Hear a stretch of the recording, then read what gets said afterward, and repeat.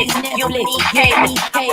Welcome to the hood table. Each other with each other, living locally. You don't really wanna miss out on these conversations. Soak a little, hunk a little, laugh a little, sit down for your glass a little, gloss a little, biz talk, trash a little, you never know these little, you might know these trash a little, clash a little, content, gotta get watch, you don't like it, think watch, uninvited, better your friends, watch it in the house, name, die parking lot before you die, they don't wanna miss a second, but it's hate, it's content, everybody think they got something to say, so it's an open invitation, bring it to the table, but if you come white, just know we ain't behind it, we gon' probably turn it back and say sorry, try again, yeah, welcome to the hood table, you don't need Netflix, you don't need cable, yeah, welcome to the hood table, you don't need Netflix, you don't need cable, you don't need cable.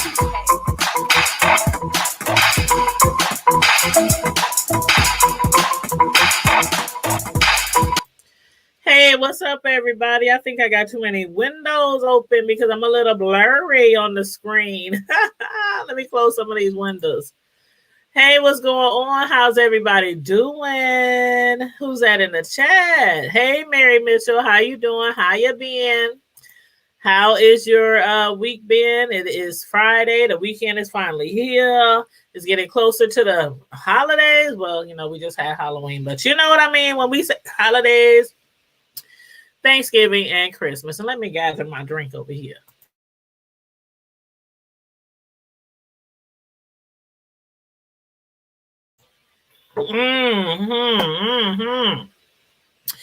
Welcome to Friday Night Live. Welcome back. Another Friday Night Live. For those of y'all who've been watching our show for a while, you know this is the night where we have like no topics off limit, no holds barred. We discuss everything and anything that we want to, from the hood to the White House and beyond, as long as it's, you know, respectful. You know, we can basically, you know, go with the flow for the evening. And if it's a topic that you want to bring to the table, all you have to do is either put it in the chat, or if you want, you can jump on the StreamYard link, and I'm about to put this link in the chat right now. So let's see. Click on this link to jump on the screen with me. Okay. Alrighty. Okay, I just put the link in the chat. So if anybody wants to actually jump on the screen with me, we can have up to 10 people on the screen. And again, there's no topics off limit. Friday Night Live, no topics off limit. So we can discuss anything you want. As usual, on Friday nights, I have maybe 4 or 5 topics just to start off conversation. I don't always get through all those topics because a lot of times other people, you know, bring topics to the table, which is absolutely cool with me. I just end up throwing some of mine that I didn't speak about on the back burner and bring it up like the next week, but or do a totally different independent show about it. You know, sometimes I do that as well. But anywho, let me again, I want to close some of these windows. Close some of these windows. It's a lot, boy. I got too much stuff pulled up right now. So many different topics, so many different things that I saw in the media that I wanted to talk about. So let me just close some of them real quick. Let's see. Let's see. What's the first things I want to talk about? 1, 2, 3. I guess I can save that for later. You know how the StreamYard is. Sometimes when you got too many windows open, then it kind of slows down your internet. But anywho, yes, there's a link. Mary, you said it's been going okay, just drinking and thinking, child, what you drinking on? What you drinking? Let's see. Do you got wine? Do you got liqueur?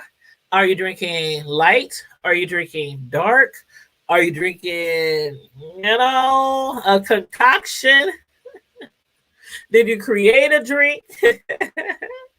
I'm just drinking on a little dark right now. Yes, I'm just drinking on a little dark right now. Hey, Natty B. KTKF, come on through, y'all. Come on through. Make sure y'all hit the like button, share button, and the link is in the chat if you want to jump on the show.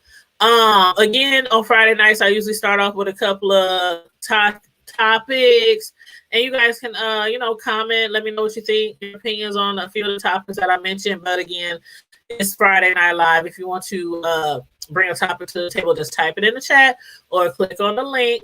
Click on the link that I got highlighted on the screen if you want to jump on the screen. KTKF said, my name is Kenneth in Kentucky from, Kenneth in Kentucky. Oh, you like shorten or you abbreviated your name?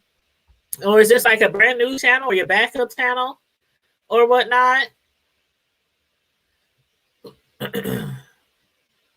Yeah, just let me know. Amsterdam. Okay, I love me some pineapple Amsterdam. Well, I like peach Amsterdam too. But I do love me some pineapple Amsterdam. That goes down real smooth. Ooh, yes, yes. I'm one of those people who can drink light and dark. Don't judge me. Don't judge me. I guess I got a high tolerance or whatnot. But anyway, hold on, you guys. 1 second. 1 second.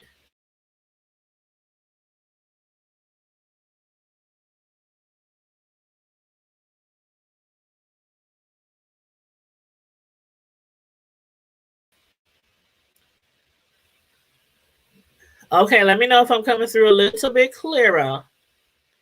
Let me know if I'm coming through a little bit clearer. Oh, we got people watching on Facebook.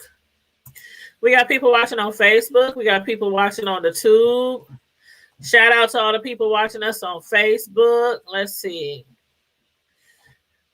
I know my fam. I can always depend on them to watch me on Facebook. But yes, okay. So let's get the ball rolling. Let me get another drink so we can get this conversation started tonight. There is something that I really, really wanted to talk about with you guys. And that is, okay, hold on. Here we go. Okay. Now, it has to do with the death of Notorious B.I.G. Biggie. Now, I don't know if y'all have came across this blog speaking on the death of the Notorious B.I.G. and somebody making accusations on who they thought to be mainly or, responsible for his death or played a part in his death. If y'all seen that, please let me know. Because I'm like, I ain't really heard nothing about Biggie or Pac's death or any accusations, about who was responsible or who was the murderer in both of those situations. I haven't heard anything about it in a while. So I came across this article and it was titled Keefe D believes DJ Quick played a role in the Notorious B.I.G.'s death. Now, this is my first time hearing this. Have y'all heard that before?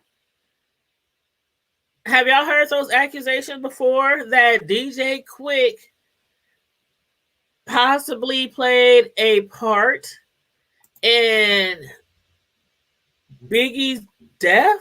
Have y'all heard that? The Notorious B.I.G.'s death? Okay, let me tell you what it says.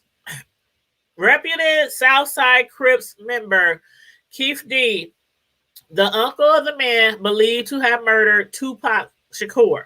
So the uncle of Tupac Shakur is a reputed Crip, Southside Crip. And it says he has added yet another wrinkle in the search of the Notorious B.I.G.'s killer.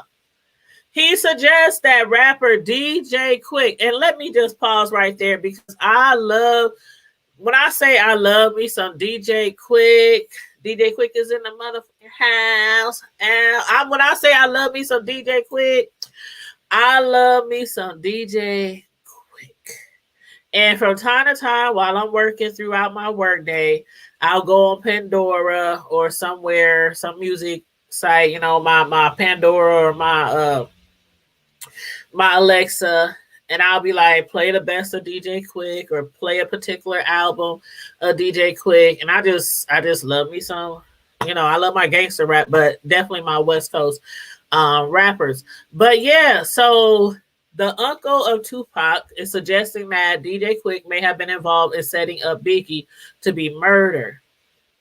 While former Death Row rapper Jewel has been accused of being a central figure in the plot to murder Biggie, during an interview with the Art of Dialogue, Keith D disputes that theory.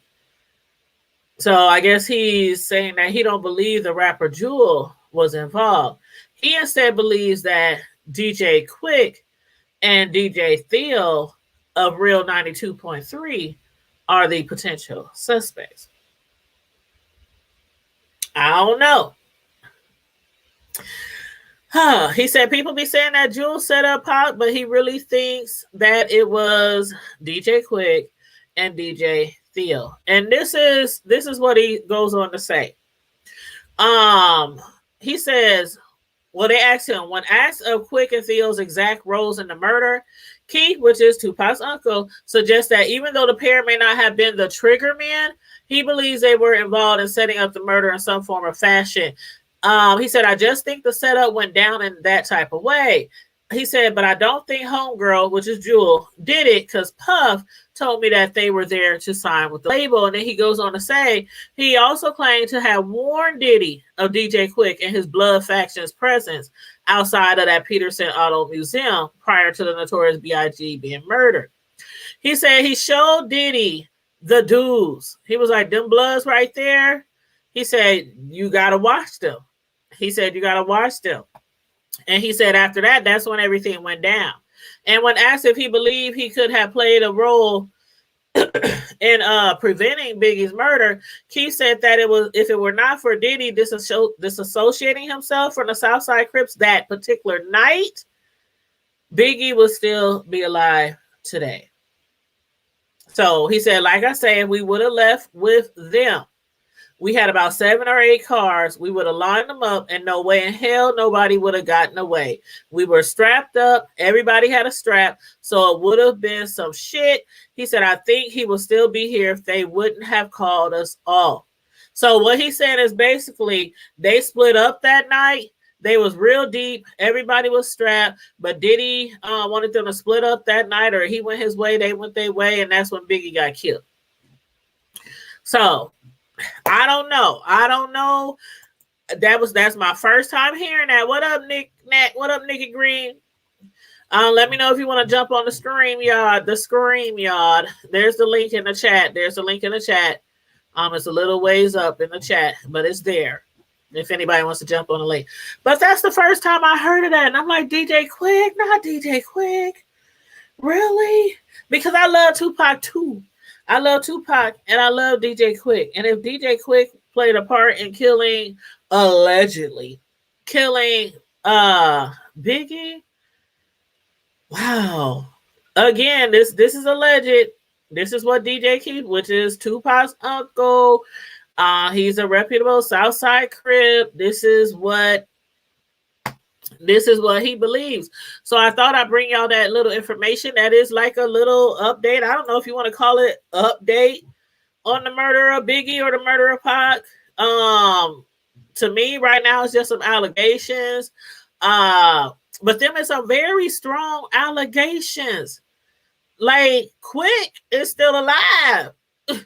So I'm waiting to hear a clapback. I'm waiting to hear some type of defense. I'm waiting to see if DJ Quick is going to respond to those accusations, to those allegations. I don't know, y'all. What do y'all think? Wow. I didn't even know.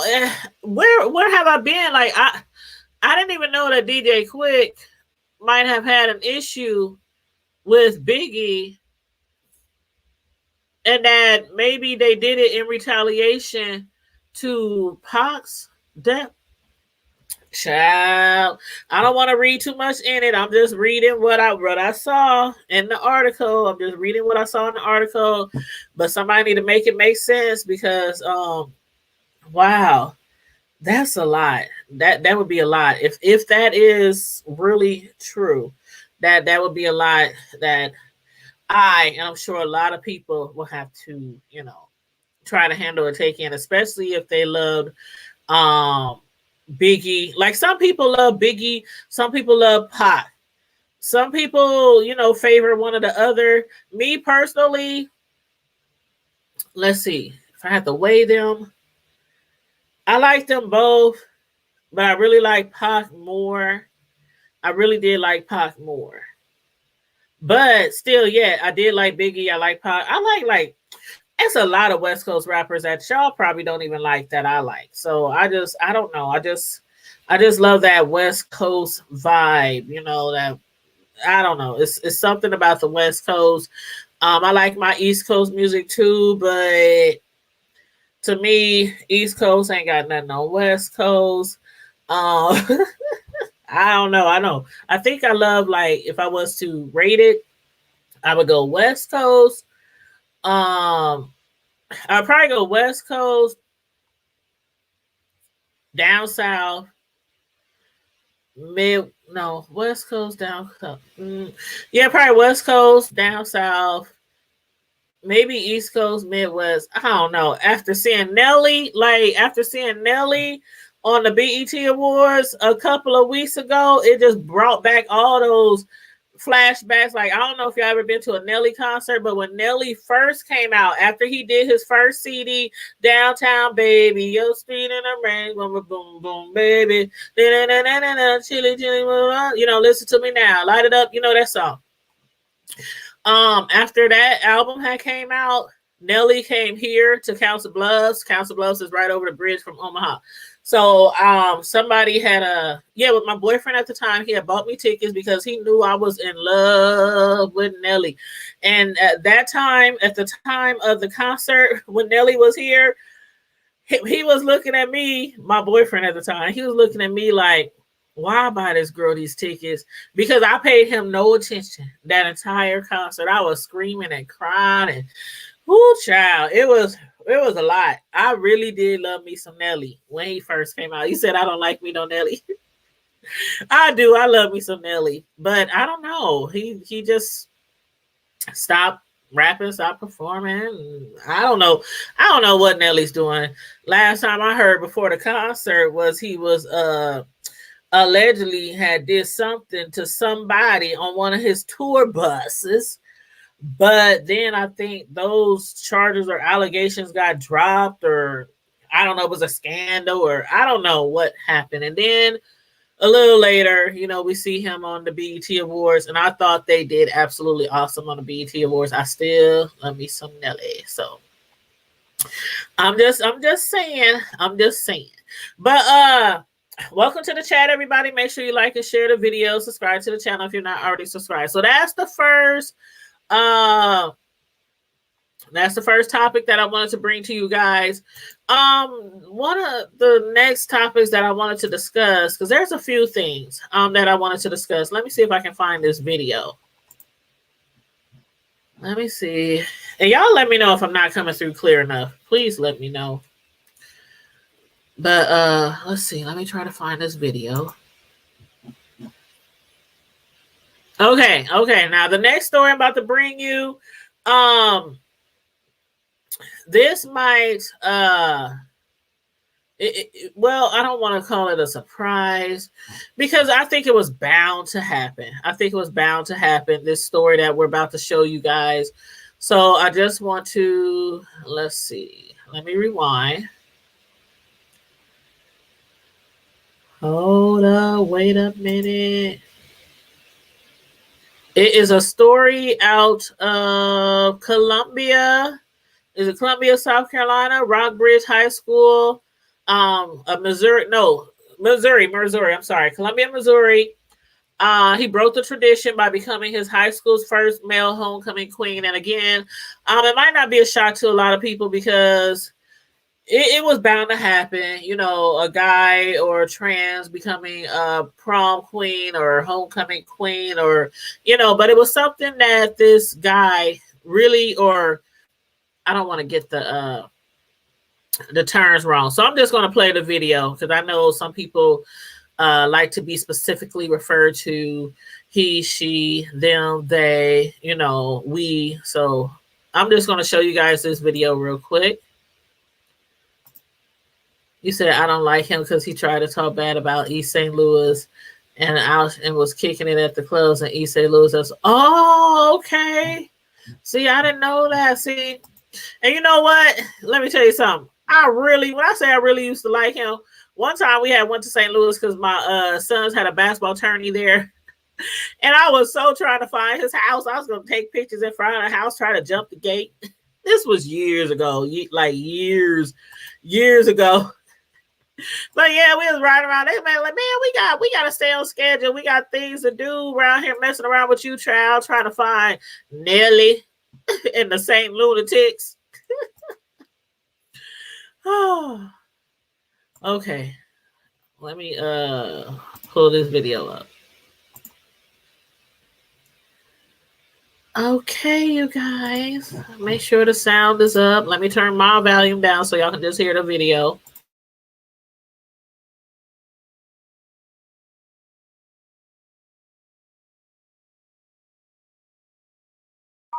It's a tradition that's been around a long time. Your 2021 homecoming queen is Zachary Wilmore. Not everyone gets a moment like this. It was literally like a dream. But the fact that like I won, it was just really special to me. Rockbridge senior Zachary Wilmore won the title of this year's homecoming queen. He's the first boy to do so at his school. I took a really quick Instagram poll, which I was like, should I be king or queen? And they were like, queen would look prettier on the sash. And I was like, you're so correct. So I chose queen. Hey guys, we're live from Rockbridge. His decision for the queen spot goes beyond just the sparkly dress. Queen is a term used by gay men specifically as an endearing thing. As the parent of an LGBTQ student who was sitting right next to me, that they felt that inclusivity. And then like no one gave me a hard time about it in the hallways. All I got was like just compliments. However, this isn't the first win for the teenager. With over 1 million followers on TikTok, Wilmore has become an influencer online. He's shown the outfits he wears to school that got him dress code violations. A lot of the times I did feel like they could target students, and I felt a little bit targeted. Let's talk about what to do if you want to change your school's dress code. The district says they're making efforts to change the dress code before Wilmore graduates. They put me in charge of creating the new dress code. I originally made it because I was like, hey, I am upset that this is happening to me. And that's just like, this is my story. And eventually it did create change. So you bad girl, I'm a savage. These kids are part of mainstream community and culture at this point, as well they should be. As time goes on, this tradition looks different at Rockbridge. It was the final stepping stone. And now more people can experience this moment. And just for me to be like, people do like me, like people are happy. We need kindness and love. And where is compassion and kindness?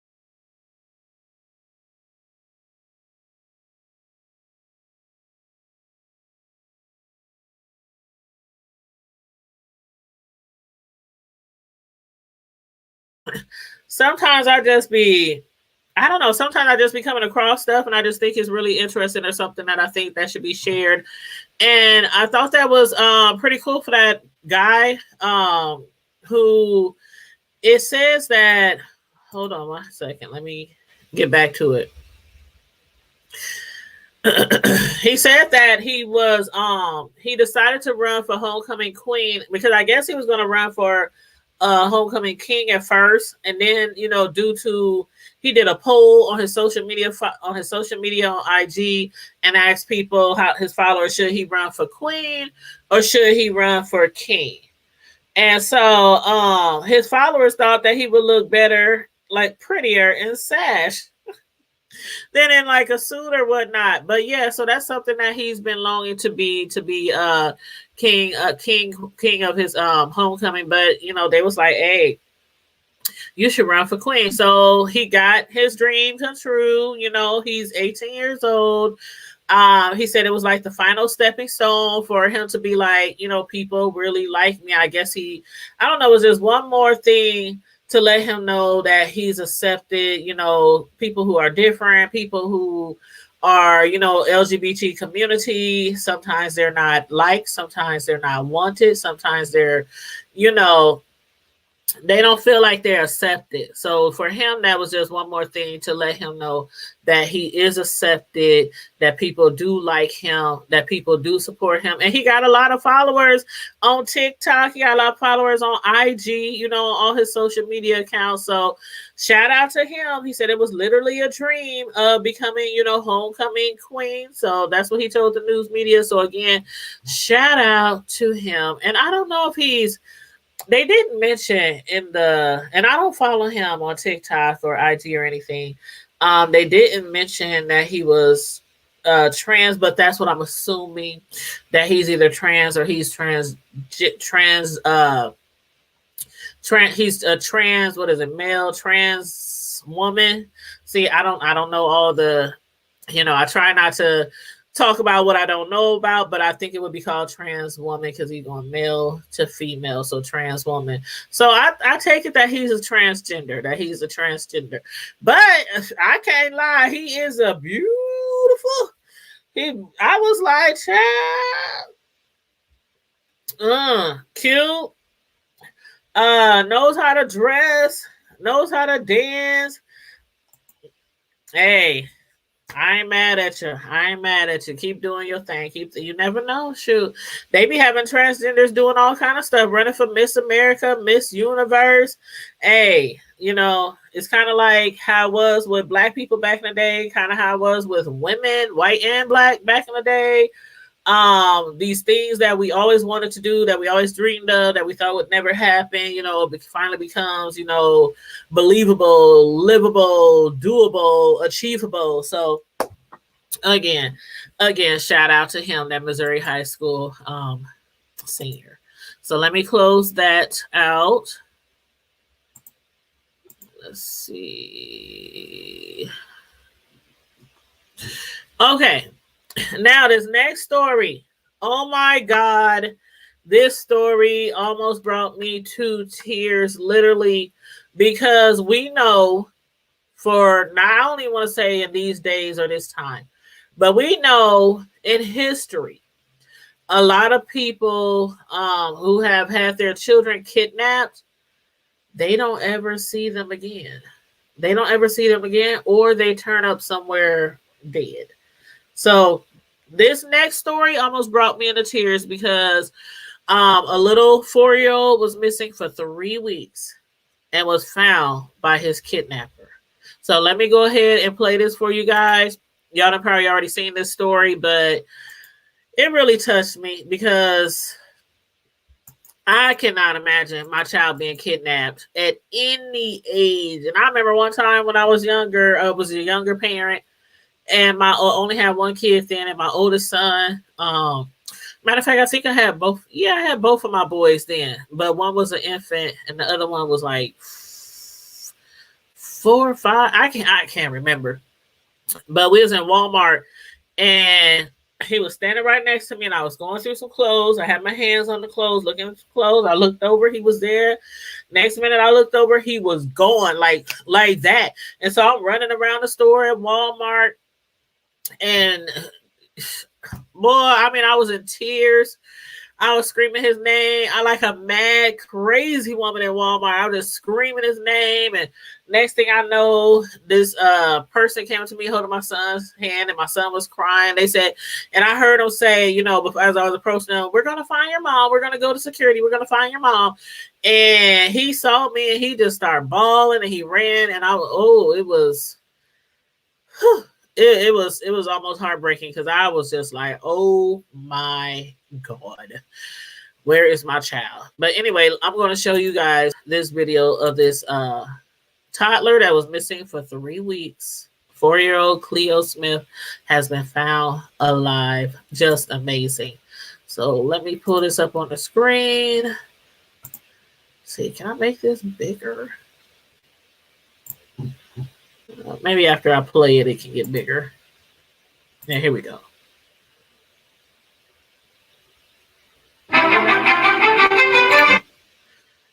Okay, first we have to do a commercial. They always want to do a commercial.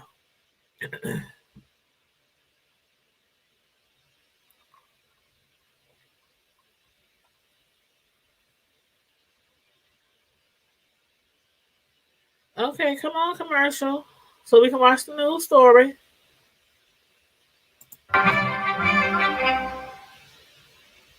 A 4-year-old girl who went missing in Western Australia has been Ooh, found 4-year-old alive girl. more I than 2 said, boy, weeks my bad. after she disappeared from her family's campsite. Police say a 36-year-old man with no connection to the family is now in custody over Cleo Smith's disappearance. This case led to a nationwide search, but just hours ago, a clue led police to a home not far from Smith's, about 50 kilometres from their campsite. They say the house was locked. They broke down the door and found the girl inside. One of the officers picked her up into his arms and asked her, "What's your name?" She said, "My name is Cleo." Cleo was reunited with her parents a short time later. This is the outcome we all hoped and prayed for. Cleo Smith is now back with her family. Her mother posted on Instagram, "Our family is whole again."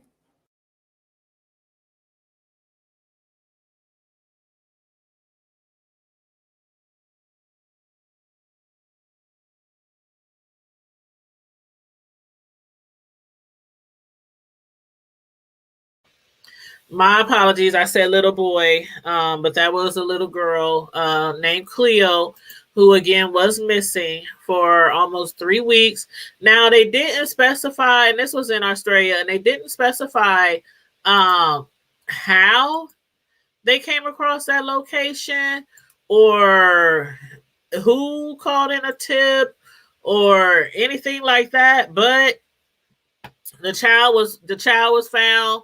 That's the important part. And it was like literally blocks like from where their campsite was. The person who kidnapped the little girl was literally blocks. Their house was blocks away. They had the child locked up in there. It was 18 days to be exact. 18 days, so a little short of, let's see, 7, 14, 21. Yeah, a little short of 3 weeks. But yeah, that was just after midnight. A few days ago on Wednesday, Western Australia, they busted down a door, a small town in Carnarvon, to end the 18-day search for the missing 4-year-old girl. And I know their family is just excited, happy, through the roof that their daughter has been found. That is like, and I guess it's a well-known campsite. It's called Quebo Blowholes. It's a popular tourist spot on the coast. So yeah, they have been searching for that little girl for almost 3 weeks. A massive police search, dogs, trying to track that little girl down and where her whereabouts was. Pretty little girl, pretty little girl. But yeah, they did find her, and the mother, Ellie Smith, she is very thankful for all the people who helped in the search to find her little 4-year-old daughter. The man, they said, was 36 years old, has no family connections. He's in custody. They didn't say whether he did anything to the little girl. I don't even want to imagine her going through anything horrific. I pray that he didn't do anything to the little girl, but even if he didn't, like, lay his hands on her or touch her in some kind of horrific way, I'm still, even at 4 years old, that I know the child was traumatic, wanting to know where her mother was, her father was, and people like that who kidnap little kids and keep them for that amount of time. Usually, if they just wanted to kill them, they would have just did what they wanted to do and killed them. And try not to leave a trace. But most people who kidnap a child and keep them for weeks, months, whatever, what their plans usually are. If they're not going to do something horrific to them, they plan on either selling the child, transferring the child to another party. Y'all know how I go. y'all know how I go. So again, thank God that little 4-year-old girl was found. Yes, Nikki, thank God she was found. That is, when I saw that story, I was just like, my heart just broke, because the little girl is so pretty. She's so cute with her little pigtails, little blonde hair. She's so cute. She looked like such a happy child, and to be taken away from her family on vacation. They was like on the coast, on the beach, campsite, wherever they was. Let me see. Somebody just sent me a message. But yes. But okay. So let's see. We got that story out the way. Let me go ahead and close these screens. I got so many screens open. Okay. Now, I'm going to go to some local news real quick, and then we'll go back to some trending news. Now, Nikki, you in my town, you in my hometown, so you might be very familiar with the next topic that I'm going to be speaking about. It is positive for a lot of people and not so positive for some people as far as the outcome, but it pertains to one of our well-known local activists, David Mitchell. A lot of you from Omaha know that one of our Omaha activists and candidate, David Mitchell, he was charged with sexual assault of somebody who is grown now, but the assault was to have been said taking place when she was like 15 years old. And he also was facing charges for burglary as well. Now, he has just recently been acquitted, been found not guilty of the sexual assault charges, which is, good for some people and not good, of course, for other people, because there are some people out there who still believe that he did what they were charging him with, that he did what the female said he did. So again, that's how it always is in cases like that. Somebody gonna be happy, somebody gonna be upset. But anyway, he was acquitted. He was found not guilty on Friday. Let's see. Let me go back here. Now, this was October 30th, I believe. Yeah, October 30th on a Friday.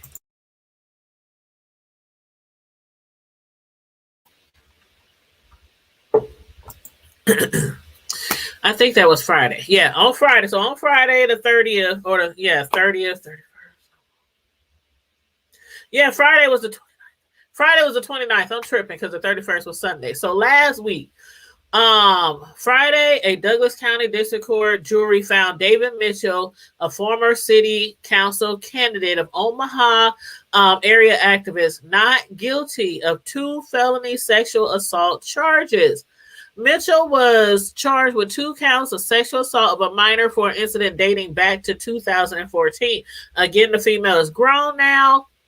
But it was alleged that he had did that in 2014 when she was around like 15 years old, and it was one of his mother, because his mother was a foster parent, and that was a foster child that his mother had in her house, and it was alleged that he had assaulted that foster child that was living with his mother. Now, he had ran for the Omaha City Council District 2 seat in early 2021 and was also involved with that big old protest at Leavenworth Cafe that caused them to shut down because of the controversy of the owner's son and the restaurant owner's son, who was also a restaurant employee, had posted all these racist contents, racist statements on social media. This was like following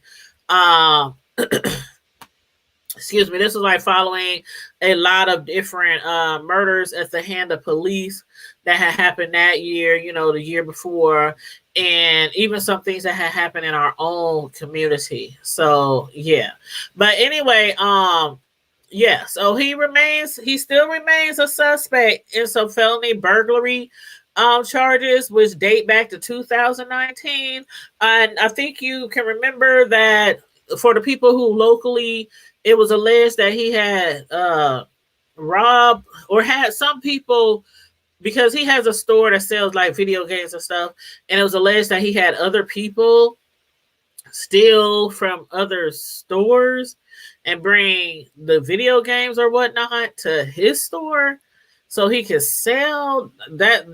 Those are like some of the allegations. But anyway, he's still facing those felony burglary charges from 2019, but he was acquitted.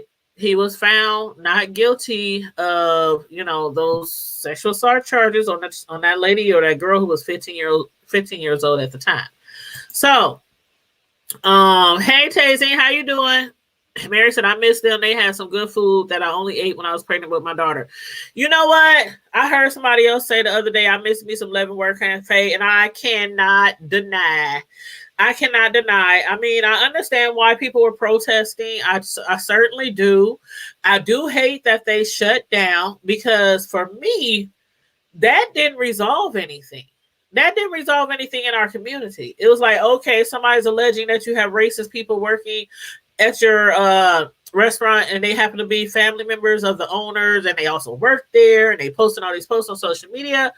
To me, I would have thought that maybe they might come forward, might want to sit down with some community leaders and figure out how to get past this situation, how to maybe train employees better or, work with the community so people could, look at the restaurant in a different light. But they just closed their doors and shut down. And I do miss going to that restaurant. I really do. I really enjoyed the food that was there. I really do. So they closed down. Now, I do know that one of the cooks or a few of the people who actually work there now work at Home Style Cafe? Home Style Cafe, which is the old Sizzlers, right? On Maple. Hey, what up, Tone? Yeah. Hey, what up, bro? But yeah, a few of the people who used to work at the Leavenworth Cafe, they work at Home Style, and I enjoy their food too. So, and the chef, I think he's the main chef who cooks at Home Style. He was like the main chef at Leavenworth. I don't know his name, so don't, I want to say his name, but because I'll probably get it wrong because I can't remember his name off the top of my head. But anyway, what's up, Tom? How you doing? I'm going. What's going down? Oh, nothing. I was just updating people on our community activist and candidate David Mitchell having those sexual assault charges dropped. Basically, they found him innocent. So they dropped all them charges, huh? And then his homeboy got caught up. I don't know what happened with a homeboy. What happened? What had happened? I guess it was one of the brothers from around there. I guess I don't know. It was something that they had posted up where the brother had. I guess he's supposed to be facing like 6 felony charges or something up in New York. Oh, I'm trying to remember, man. Oh my God! I know what you're talking about. Hold up. Because he's another activist. Because the revolution, I guess the party locally, they got rid. They was like he's no longer part of the. Oh my God, man! I say because Bear. You talking about Bear? I think so. Bear Alexander. Yeah, I think so. He's charged with 6 felonies in New York, and he is from Omaha. He was an activist here in Omaha. That who I believe you are talking about. Yeah, I mean, I was just wondering what was going on, because I know, a lot of things try to, smear campaign, but they did, so they dropped all them charges against old Mitch, huh? Yeah, they dropped the sexual assault charges, but he's still facing the burglary charges. But I was looking at this article earlier, the one you talked about with the other community activists. It says one of the leaders of an Omaha activist group has been kicked out of the organization after news surfaced of his out-of-state arrest. The news of Bear Alexander arrest in New York came the same day he was due in court in Omaha to face charges relating to a May protest involving pig parts placed at the Omaha Police Union's headquarters. What? Hold up. It's going down. You know what I'm talking about? Y'all got to know, man. Everybody ain't for the jokes and giggles, man. Some of us out here about that business. They gonna learn today. They said he put pig parts. Yeah. Yeah, they went there. I think he had a bunch of pig heads that they had cut. They had bought a bunch of pig heads. Yeah. Hold up, Yeah, real hold talk. up. Real talk. Them boys, they went and got some hog maws and chitlins. Yeah. Child, I wasn't ready. Hold up. I found it. Hold up. I was not ready. Yeah, real talk. Okay, let's see here. Yeah, real talk. In the driver's This is from. Hold on, let me make the shop, bigger. I know. Don't you hate them damn regular ass commercials? I hate these commercials. From the comfort of your home. Like I'm really going to go buy a car because you showing me that dumbass commercial. Hold up, and then hold up. I was trying to make this. It says skip commercial. Protests aimed at the Omaha Police Union last night ended in several arrests, 7 of them to be exact. Omaha police say multiple attempts to make the crowd disperse were unsuccessful. These photos are from Police Union President Tony Connor. Severed pigs' heads with what looks like police officers' hats on them. 3 of them, we could tell. Connor says, quote, "This act is among the worst examples of the radical violence and vitriol now directed at the law enforcement community." End quote. Omaha police say someone fired a gun. It's always somebody fired a gun. They don't need to quit all that. Like somebody don't know. We've been sparking guns around Omaha, Nebraska, North Omaha, and South Omaha, particularly for about 50, 60 years. They need to quit all that. But anyway, yeah. Where have I been? I didn't even. Oh my God! They said they severed pig heads and it had like what looked like police hats on their head, like costume hats or whatever. Yeah, on the head. Yeah, go ahead. Yeah, it ain't nothing to buy. Yeah, a pig's head, that's cheap. You go buy a handful of them, a little change. Yeah. Then they look, man. Here's what folks gotta understand. Child, I'm speechless. If they run around here and see, that's like I don't know if y'all been paying attention because off and on, that's one thing I like about being my own person, and I'm the only one got to answer to besides Jim. But I always leave one of my computers on at work, and I always have of course, my Skip and Shannon, or I'll be listening to the court TV or the Fox folk. Well, not the Fox, but the news people. Now I'm tripping off of this thing going on down here with this. What that boy named them hillbilly ass clowns to kill the boy that was jogging. Aubrey. Aubrey, yeah.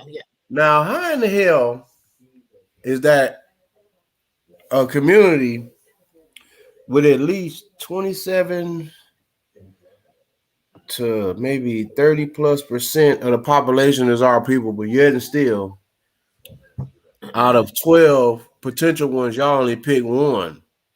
And then y'all just sat down one that made a joke to the deputy sheriff about the George Floyd or some other shit.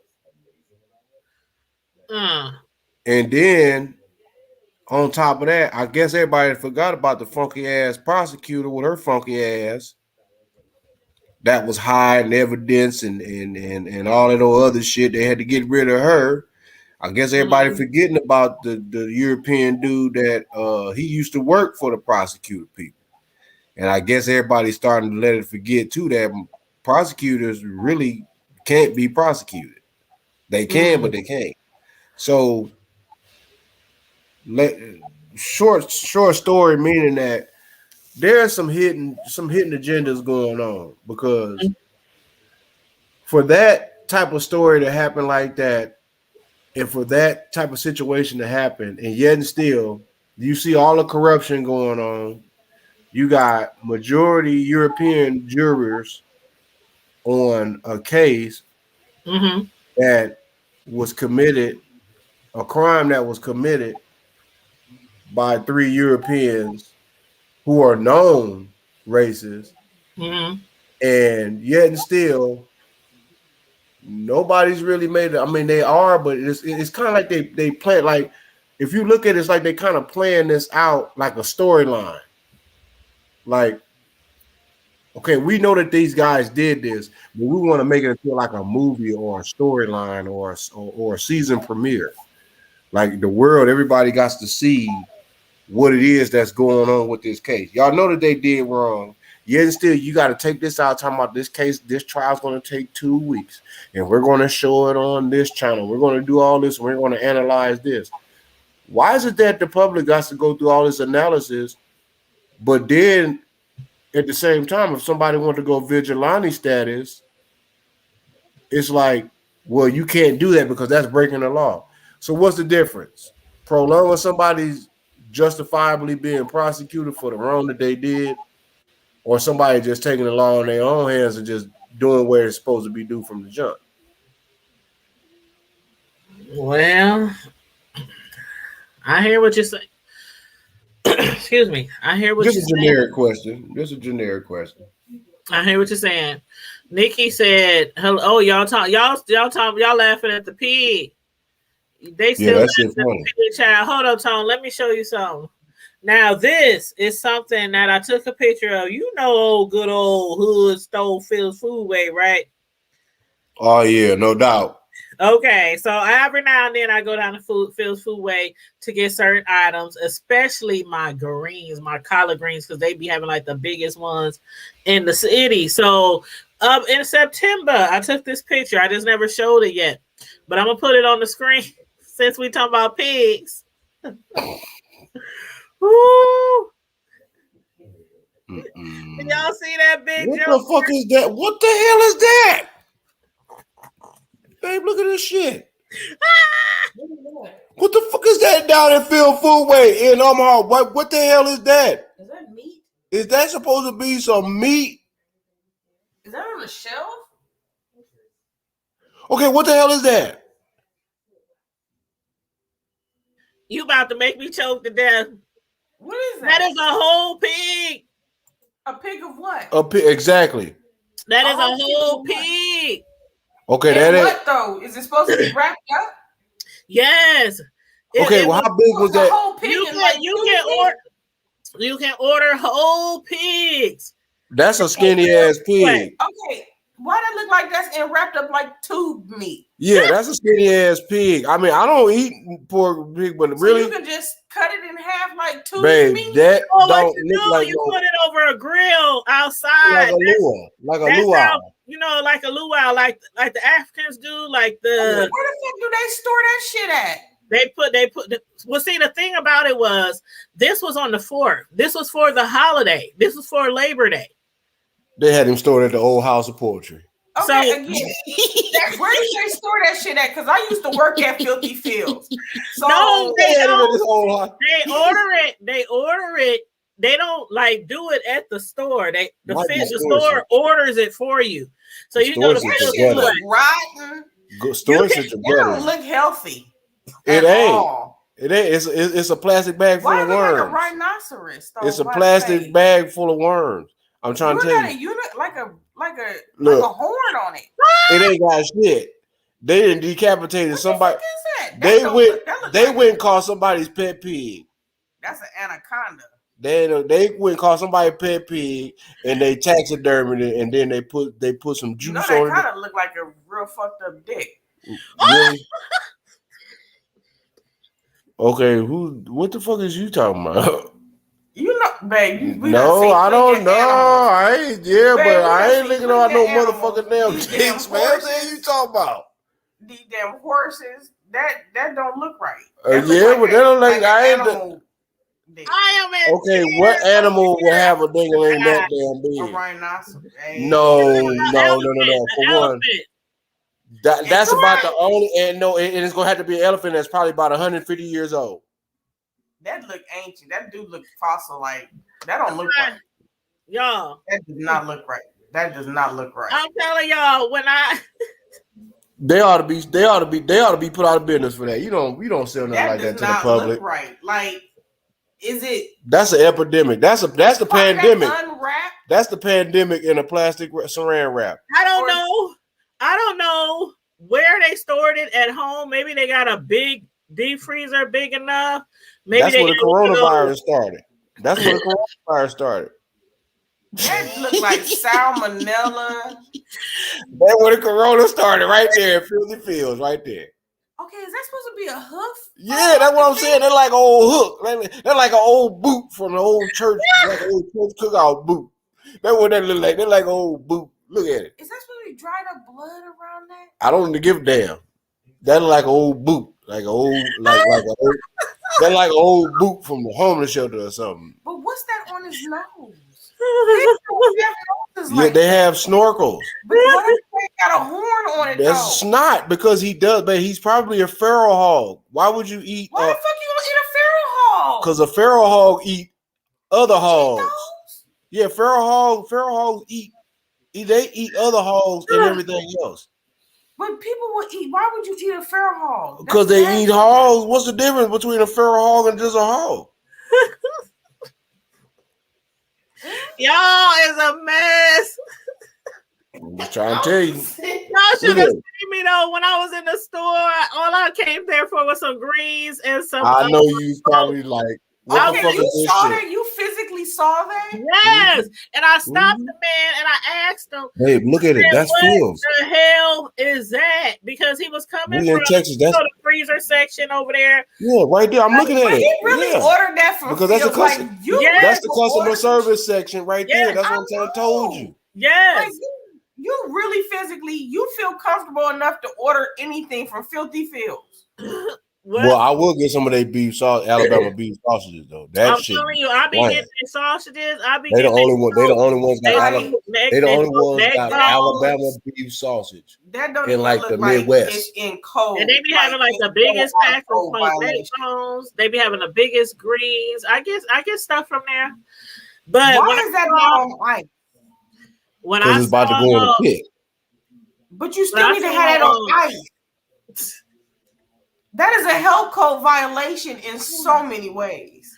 when Well, I it's saw our it, well, from the freezer section, when I was over there looking for it's in the my Douglas County landfill smoked by neck now. bones, I saw them come out that freezer swinging dough, and I was with my son. I said, "What the hell is that?" Yeah, that's the hog. Man, somebody gonna have. And they the said it's a BG. whole hog. That's what they said. It's a whole Well, hog. I'm looking at him now. Yeah, I'm looking at his jaws. Yeah, he do look like a. Yeah, they wrapped him good. I followed them from the back freezer doors up to the customer service area, and I said, "Can I please take a picture?" Because I couldn't take my eyes off of it. I He said, about to go smoke "What that." What is that?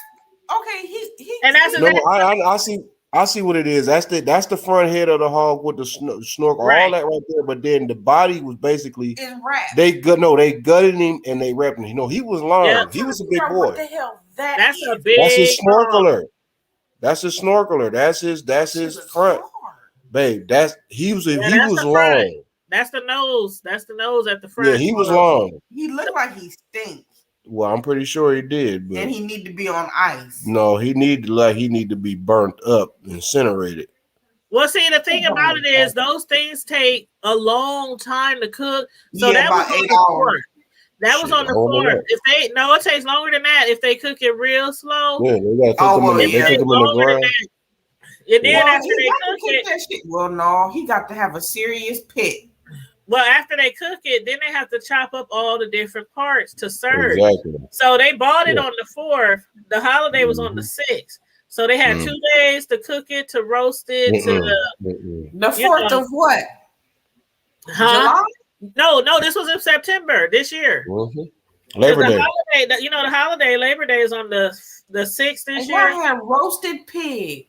Hog. Girl, roasted pig is good though. I can't do it. I had it before. I know, but I inside can't do it. smells so I bad. can't do it. Africans, I'm telling you, I went to this party years ago. These Africans had a big one roasting in the backyard on a big long rod over a big fire. They put an apple in the mouth and everything. It was good. It was really good. It don't look good, before it's cooked.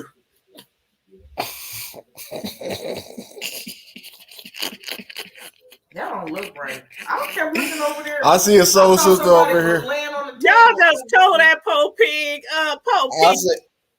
I see a sister up in here from East Boogie. She probably know what I'm talking about over there off of St. Clair exit if she listening. And tell them about them barbecue snoops. I don't eat none of that no more. You know, growing up eating that, but My mom and them ate everything from the but the rooter barbecue to the tutor. The rooter to the tutor, huh? The rooter to the motherfucker tutor. They ate everything. The snout, the feet, the tail, the ears. I mean, everything. Mary Mitchell said, what is that? That's a whole pig that I saw at a local grocery store a few days before Labor Day this year. Somebody had bought a whole hog to roast for Labor Day for their cookout. And I happened to walk in the store when they was walking out with it, and I had to stop them and said, I have to take a picture of this shit because I ain't never seen a whole pig in the stove like that. Curtis, you childish, bro. What Curtis say? You childish as hell. Curtis, I can't stand you.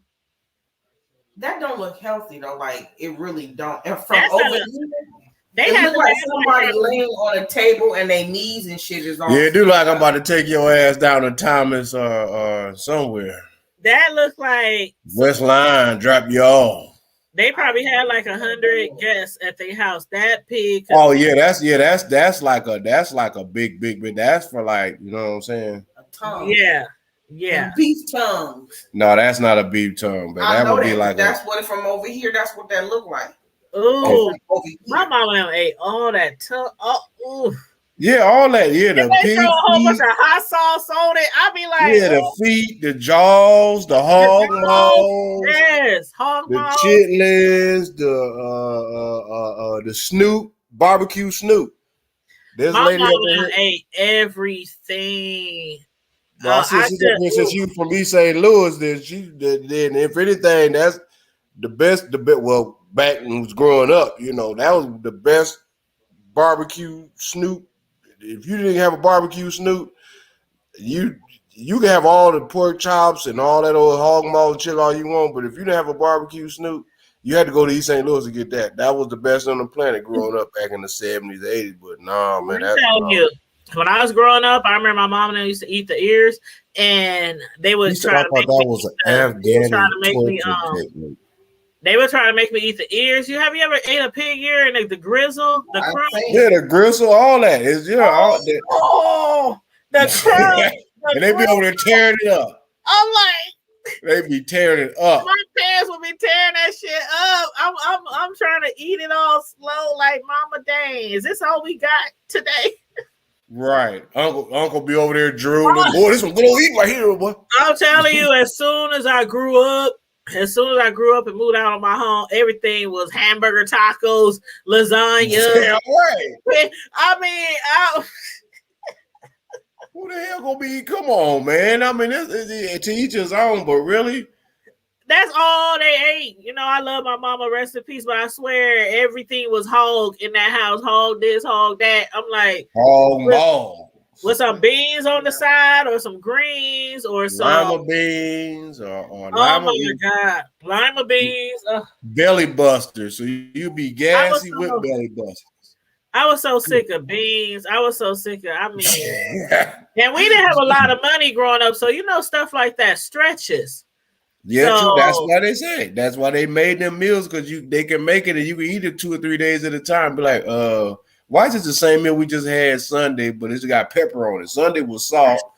Monday we might have looked up and Monday we might have looked up and got some of some of his special seasoning that he would, some of that rub. But then come Tuesday, the last of the day, Mama, you better eat that because ain't nothing getting cooked today. So she put some pepper on it. You already know what it is.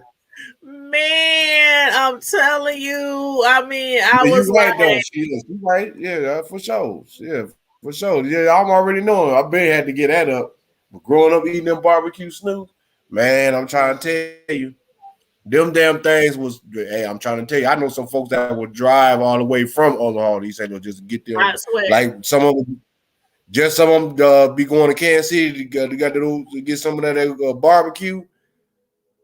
A lot of people will drive down to East St. Louis to get some of them barbecues. No, I am not bullshitting. I swear, I haven't ate a pig feet since probably 20. No shade to the people who do, but I'm telling you, it's like the ramen noodles. My kids love them things, but once I grew up, I couldn't eat another that's too ramen much noodle to salt. save my life. I was so tired of the ramen noodles and beans. Them damn things got so much salt up in them.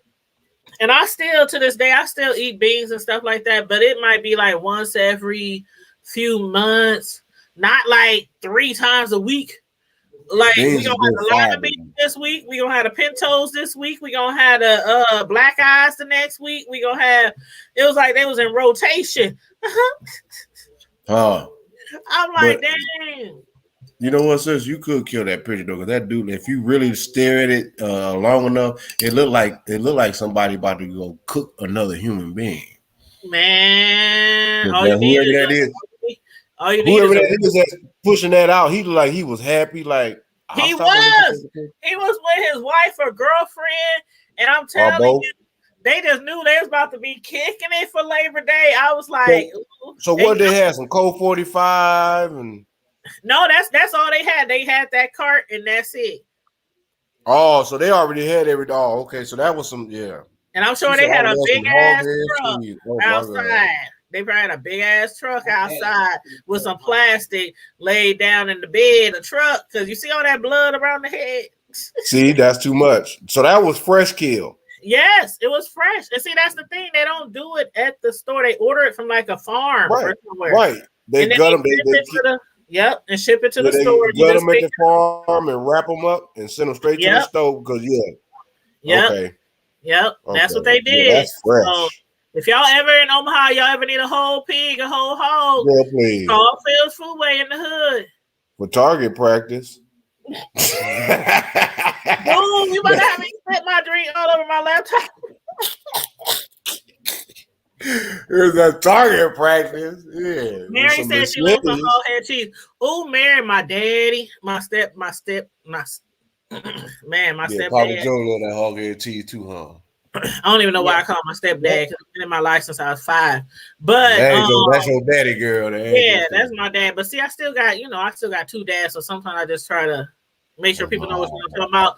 But man, I'm telling you that whole head cheese. I'm telling my mom and them ate all that stuff. Dumbasses, you got me. I can't do the whole head. I tried it. Now is that the stuff that looks like caramelized? Yep.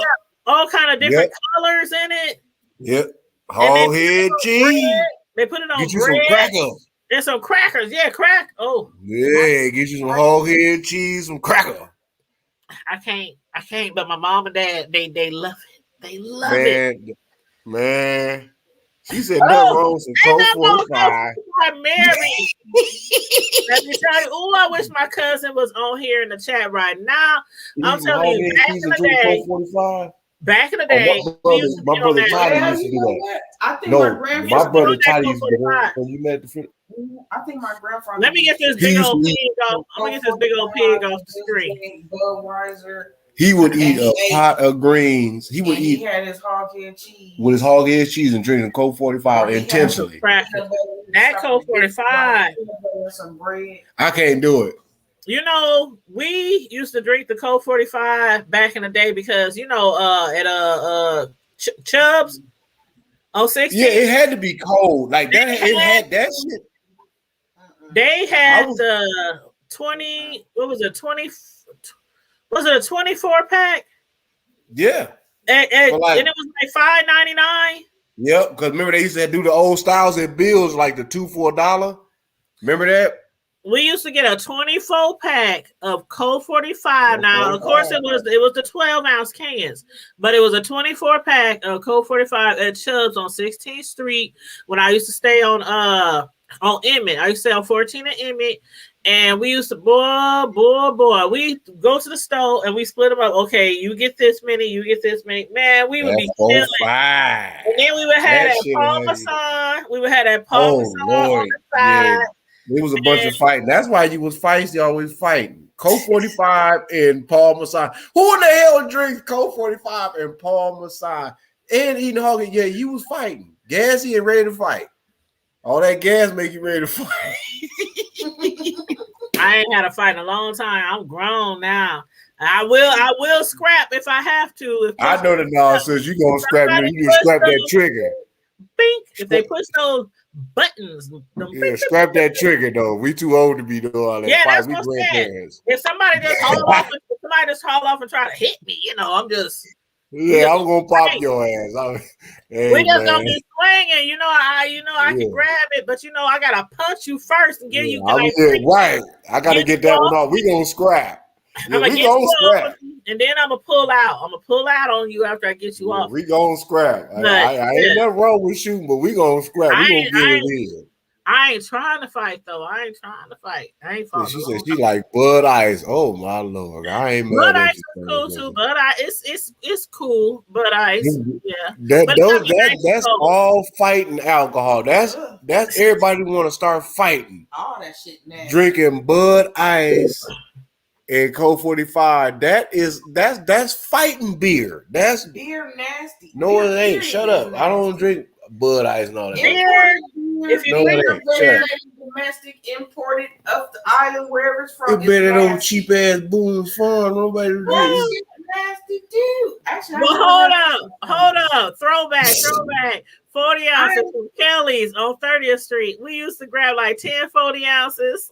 The yak lady. You talking about the yak lady? Boy. Miss Keller? Miss Jackson? Yeah, that's the yak lady. We used to go to Kelly's on 30th Street and buy up all the 40 ounces. Oh man, niggas be drunk. All levels of getting drunk in Omaha would be at Kelly's or Daly's. And be fighting by the end of the night or about to fight or talking shit to somebody. Yeah, because everybody related.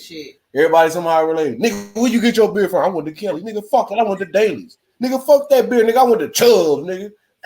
All them, I went to Bills, nigga. Got it cheaper than all you niggas. Oh yeah, Bills, and then you get your barbecue and your gas at the same time. You see what I'm saying? And might get shot and get in the fight all in one night. That's what I'm talking about. Nigga, you got a potential to get shot. You can get drunk, get high on premises while you waiting for your barbecue sandwich and get some gas all at the same time. And you can go to the crap house while you waiting for a long line. If you got a long ass line standing out of the bill, go in there and make your order. They'll be like 20 minutes. You can go over there to old Waldo's, nigga. They shoot 5. Right next door. If you ain't lying, that's the thing about it. You ain't lying.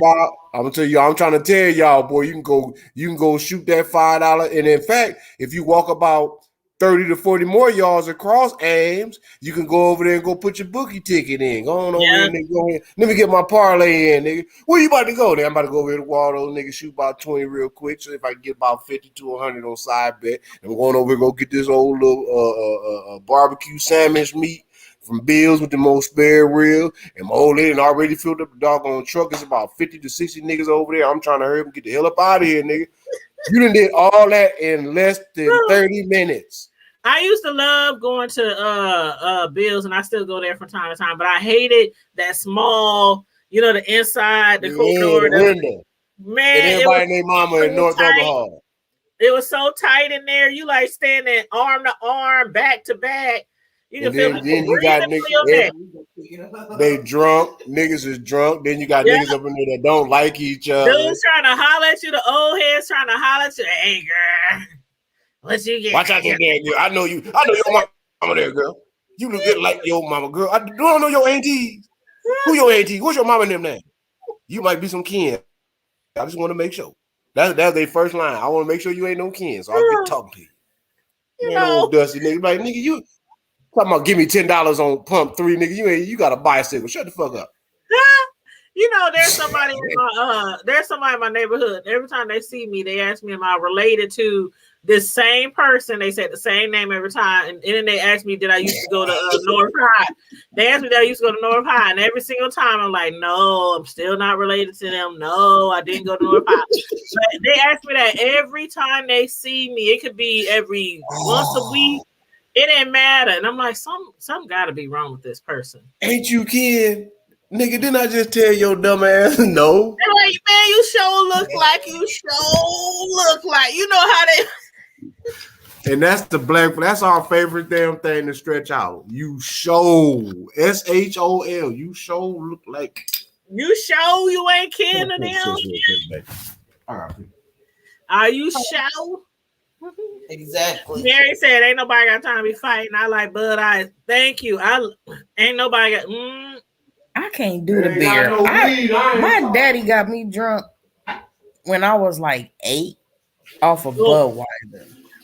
Budweiser. Can you Yeah. still I can't do it.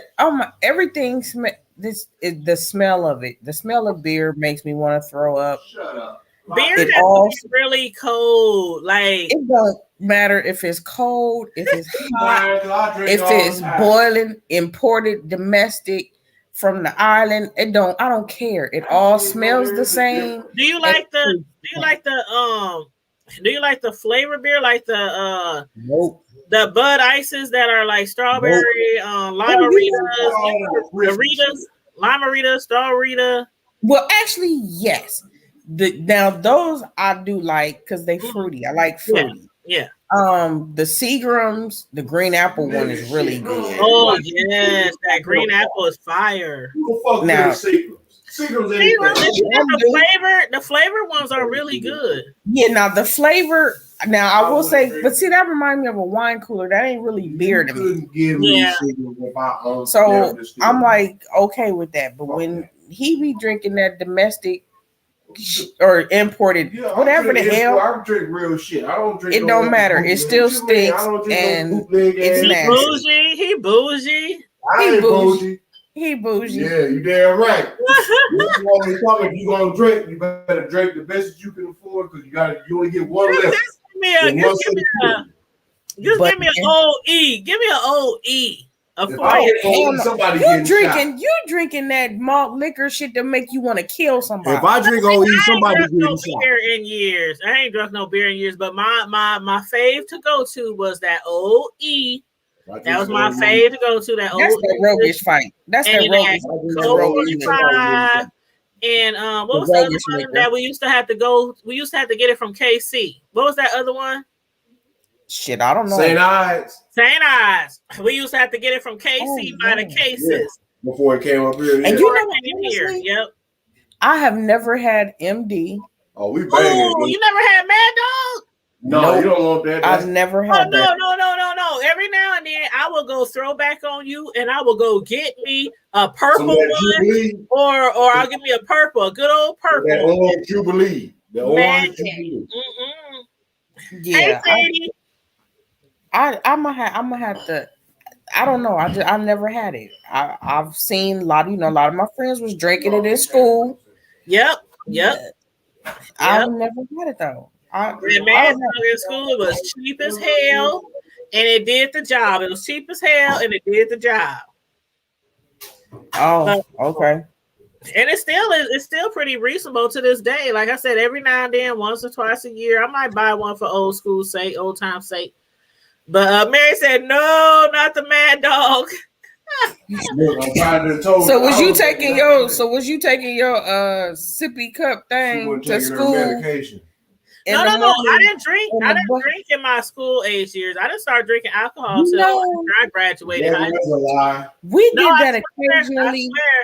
I swear. I didn't smoke. I didn't drink. I didn't do none of that in high school. Well, I didn't smoke in high school. Cigarettes. Well, no, I didn't start smoking cigarettes till. Remember when we stayed on 4-8? Right. Yeah, that's when the devil jumped out. Robin, all of us sisters stayed on 4-8. We all had our own apartment up there. That's when y'all start acting the devil. That's when y'all backslid. That's what they say. That's when y'all backslid. Now we always acted the devil. Now I don't know what you're talking about then. Now maybe we was a little more devilish. We was a little bit more devilish then. I will admit. Green apple cigarettes. Oh no, we don't drink. Girl, I want to tell you, we used to be roguish. People who don't know me, they be looking at me like, no way, not you. You didn't used to fight. You didn't used to do that. We was roguish. She said we was roguish. Yeah, because you about to make me call you about to make me call your government name, and we done had that. But no, for real. You about to make. Because I'm not gonna sit here and lie in front of my bro. We go way back, so I can't sit here and lie and say I wasn't. I know what we did. I know we would kick it all night till like 5 a.m. and go to work at 7. See, I was a good girl. Cooter Brown. We was bad. We would be out all night. Drunk. I remember when mother used to stay in Redmond. Remember we used to kick it at Redmond? Mm-hmm. I used to be in Redmond a lot. My mother, she would I don't want to say her last name, but mother, you know who I'm talking about. Yeah. She would, if we weren't in the house by 11, we literally slept outside. Damn right. Like we would be on people's cars. We would be on people's porches. We would be breaking into people's porches, just sleeping because we didn't have nowhere to go. Once them doors was locked, we was always out in the street. We was always out in the street. The only thing that cooled me down was when I started having kids. That was the only thing that slowed me. My daddy, when I turned, I couldn't do none of that shit. Now, once I graduated, then my father said, do not let the street lights catch you coming in the house. Mm-hmm. So to me, that meant be in before the daylight, which I took a lot of advantage of that, because you said don't let the street lights catch me coming in. We didn't play that. So that ain't technically what they mean, though. That is not what they really say mean. Have your ass in before the street lights come on.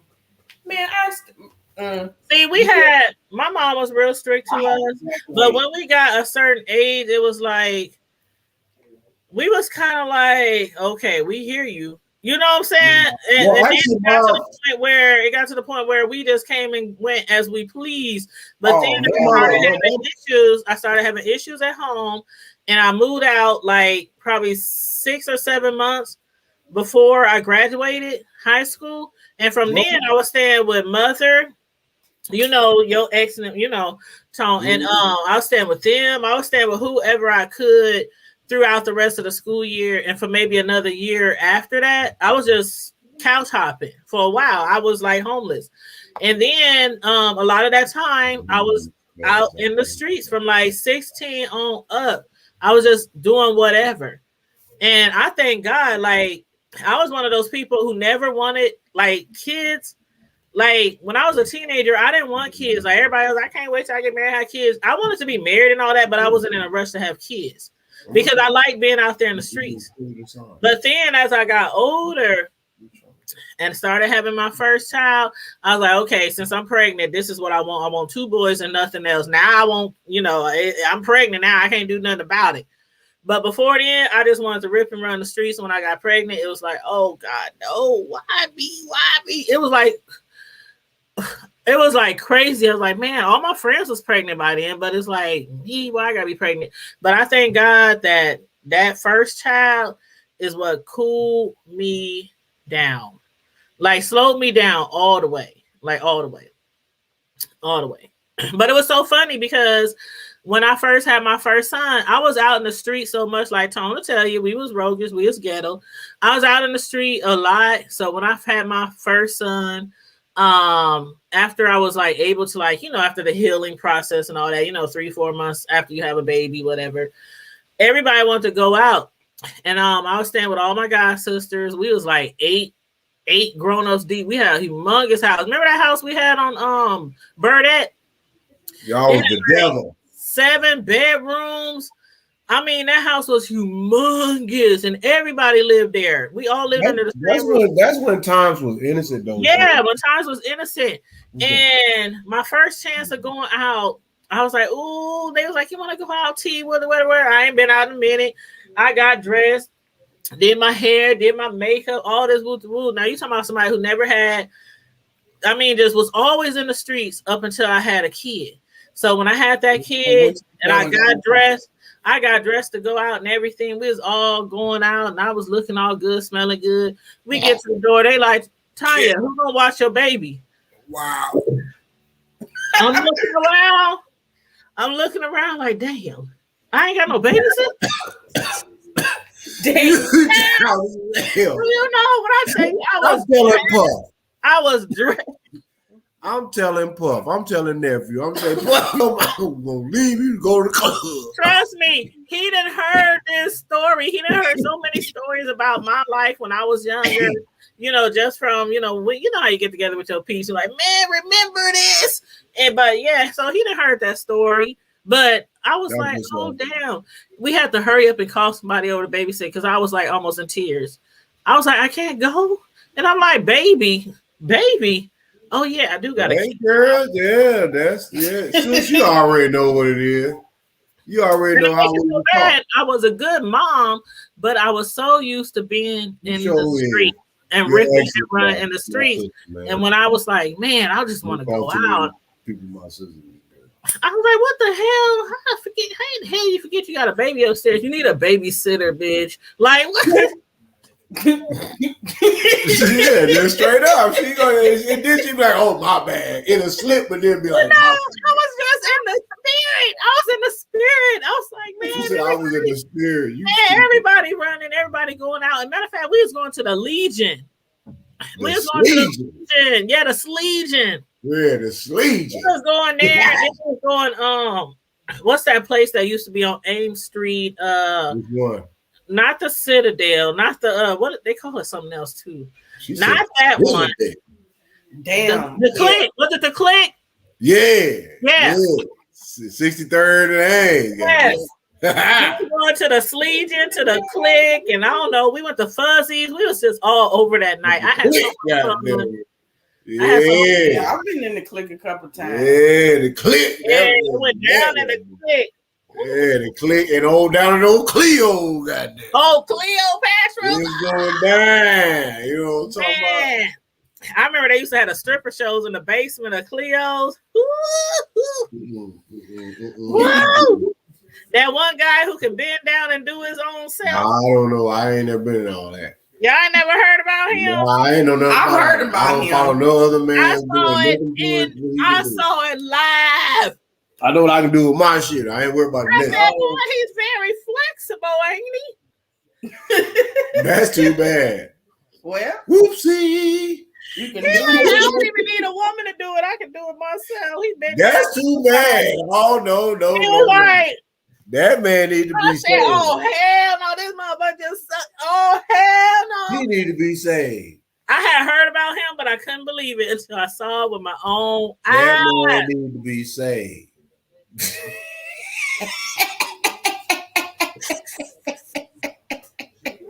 That nigga, that's what my grandma would say. That man need to be saved. What the hell? There ain't no God in there. He need to be saved. That's my great. Oh, I miss that old lady. When I say, I was just like. So you know I'm not gonna be in nothing like that, right? Uh-huh. But I've heard of that old corny ass shit that motherfucker be getting down, like, you know, like really. That was like my real. Only been to like maybe. Cause I'm not really in the strip clubs, but I've probably been to 3 of them. I've been to that one over in Council Bluffs. Council Tucky. Yeah, I've been to that one, and then I've been to the one at Cleo's, and then I went to somebody's house. Somebody had one at their house. They had strippers come to their house for somebody's 50th birthday party. Uh-oh, they're naked. They was naked. You know who party that was, Tom? I don't know, but I know they was naked. That was old Etheline's. Oh, I'm over Ethelene doing it. Bobby got her a stripper. Oh my Lord! It was a hoot. It was a.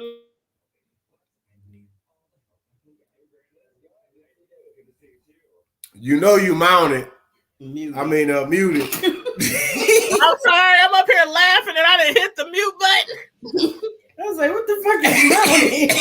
No, but what I was saying was that was the funniest shit in my life because it was all them older ladies and they was like, woo, they were clutching their pearls. How's she doing anyway? Child, you know, I haven't seen her in a minute.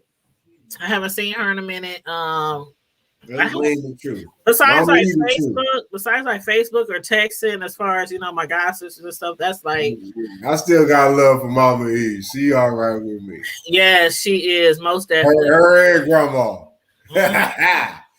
Granny is the truth. That was my family. That was my second family when I was going through what I was going through when I was growing up. That was like my. When you think about it, rest their souls. Uncle Kenneth. Uncle Kenneth. Oh my God. Uncle Kenneth. And what's the other one name? Uncle Doug. Uncle Doug. But Uncle Kenneth, I used to I've been on him. I knew him before I met my god sisters and them, because of the fact we used to stay in the projects across the street when it was called the Gin. Yeah, Uncle Kenneth. Yeah, we used to stay right there. And remember, he worked there at the Gin for years. Yeah, he was an old military, ex-military. Uncle Kenneth, Uncle Kenneth didn't fuck around, man. I used to be so brace on that leg. I used to be so scared of that man when I used to walk across the street from the projects with my little food stamps, buy me some candy and stuff, and he would look over the counter. What you want? He reminded me of the dude, Mr. T. Right. Oh, you talking about? I know what you're talking about. Do that one movie when he asked a little kid, "What you want?" He like, "What you want?" The kid ran off. I want some Chico sticks. Yeah. Yeah. So I knew him for a long time, and he was like really hard and tough and from the streets, but he was the kindest person. Yeah, he was like a big old teddy bear. Like he was. He didn't take no shit. Your ass. He would get in your ass, and he didn't care who the hell he was. But he was also overprotective about his family and everybody, Lane, everybody. Oh, Kim didn't fuck around. He didn't play. He did not play. That man had a nice. He came in there when he said, "Come here, he's nephew. I want to talk to you." I said, "Oh shit." He said, "Oh shit is right. It's about to go down." And man, we had a nice long talk. We had so much fun. And then Grandma said, she said, "I told you I like him, Kenny." Yeah. He said, "You better be glad my mama like you." Other than that, I'll put you in a fair. I'm like, "All right, that old busted up knee." He was like, "Oh, don't let the knee fool you." I'm telling you, that was one person I did not play with from the time I was like first grade on up. I like that was one of the adults that I gave my utmost respect to. There was some solid people, man. Yeah. And if they listening, they know it ain't nothing but love for them. You know what I'm saying? That's real talk.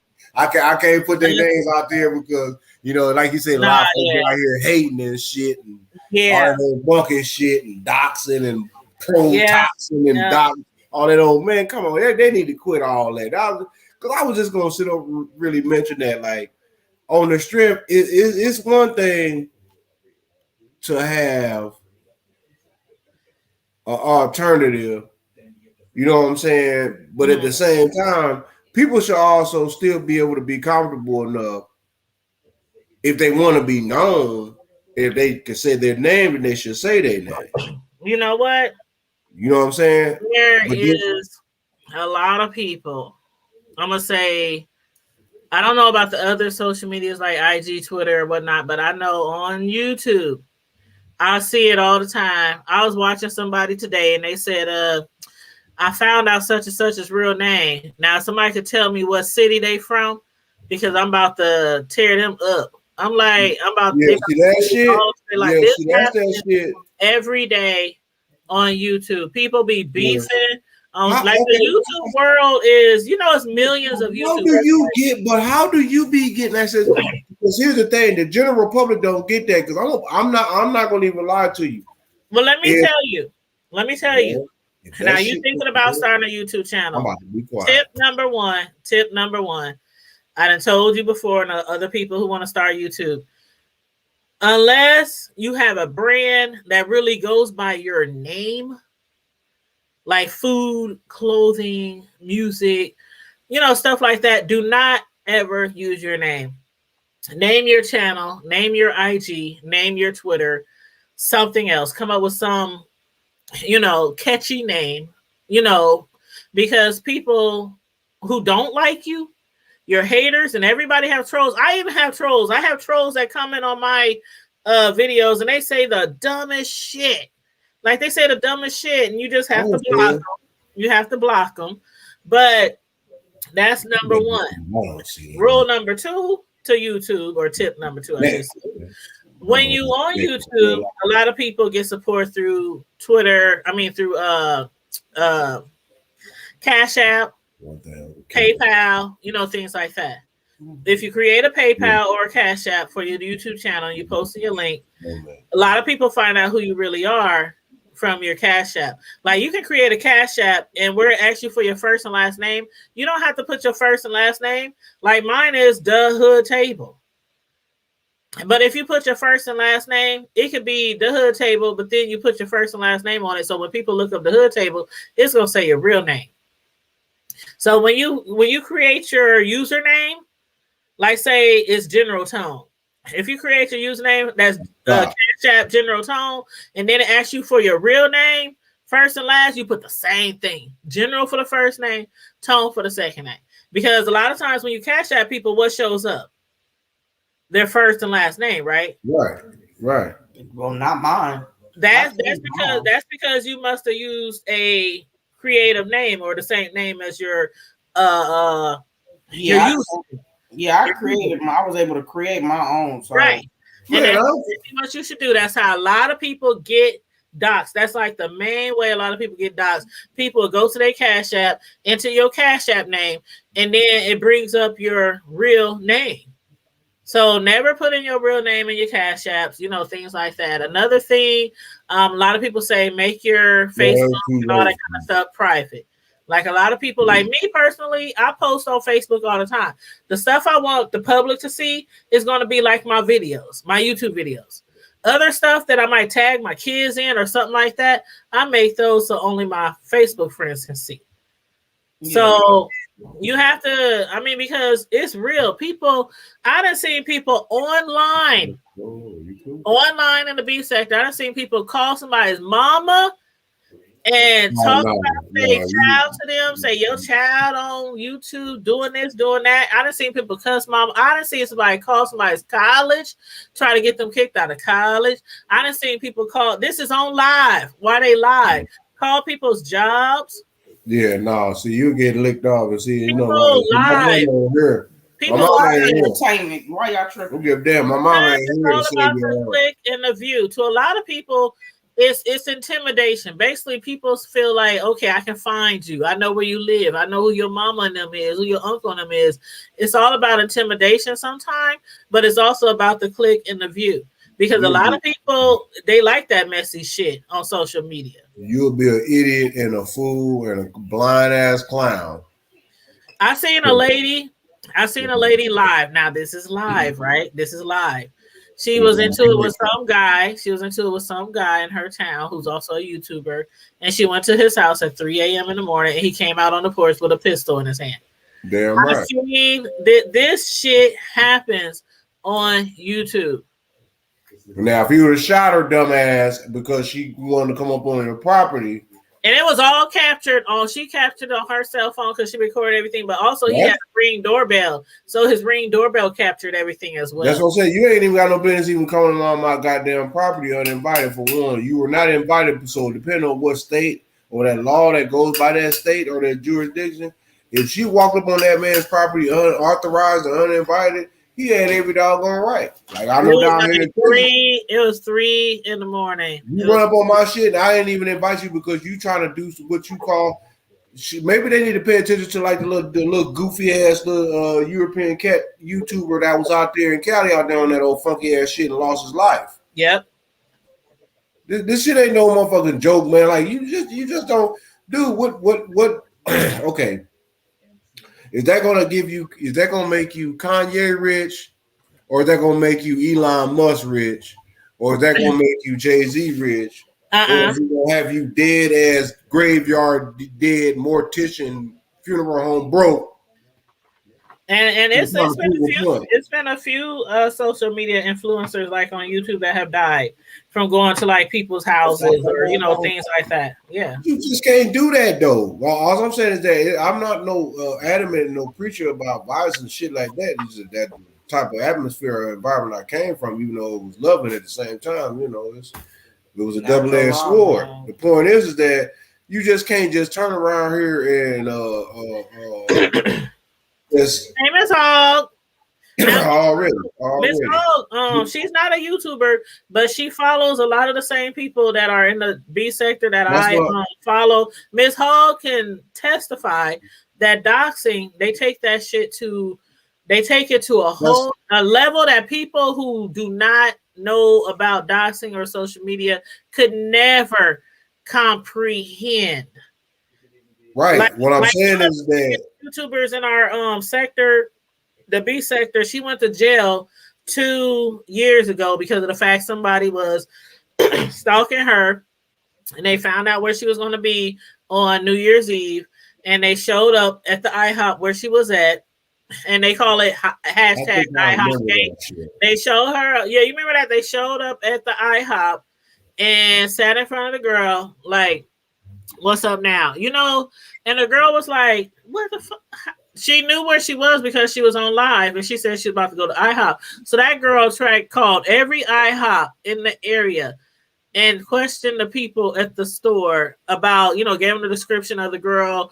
And once she found out which one she was at, she showed up. And basically the girl she was stalking, the YouTuber, she jumped on her. And she went to jail, and she's banned from YouTube, from all social media for 3 years. She has 1 more year left after this New Year's Eve. This last year will be her last year after New Year's Eve. She got 1 year left, but they think, since like how most probations go, if you do good or whatever, you might be able to get off early, or a lot of people might be back on YouTube in like April instead of next. Miss Hall said, "Yep, Tanya is right. She's been around since 2015." Yep. Man, yep. Do you not know real serious the level of do you not know and that YouTuber had a gun on her hip, by the way, which she has a license for. She had a gun on her hip, and in the video she was like, you feel this, if I wanted to, I could, but she just jumped on her and hit her upside her head and all that. She never pulled her gun out on her, but she had a gun on her at the time. Okay, so you mean to tell me somebody that was stalking somebody that was that had a pistol on them jumped on somebody that they were stalking? No. The lady who was being okay. The lady who was being stalked, she was like one of the biggest YouTubers in the B sector, and somebody was stalking. They had got her location. They found out where she was going to be for breakfast, and they showed up. And so everybody sat down at their table, talked a little shit. Then they got up and walked out. The reason why the YouTuber really went to jail was because the other person walked away from her. But she was like, at that point, she was tired of being stalked. Now, people had stalked her kids. They was posting pictures on YouTube of her kids at their colleges. Like, you could tell they were in her kids' schools taking pictures of their kids. She was tired of all the people coming for her and stalking for her and harassing her. So it kind of like, she snapped. She snapped, and it was all recorded on live.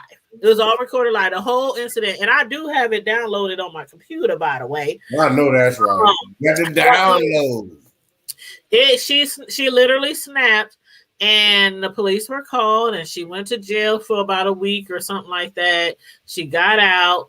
They dropped some of the charges because some of them was like felonies. They got dropped. But she was basically banned from YouTube for 3 years. And again, she has 1 more year. After this New Year's Eve, she has 1 more year. But a lot of people think she banned me from something after I was the one that was violated. Because what people did was, this is the beef sector, right? Well, I'm not a beefer, but I'm basically follow a lot of people. I'm like kind of in the sector, but I'm not a beefer. You know what I mean?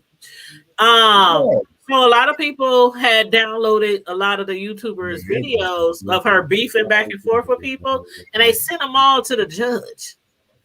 So it's making it look like this YouTuber was just this violent, hostile, even though she was beefing with other people.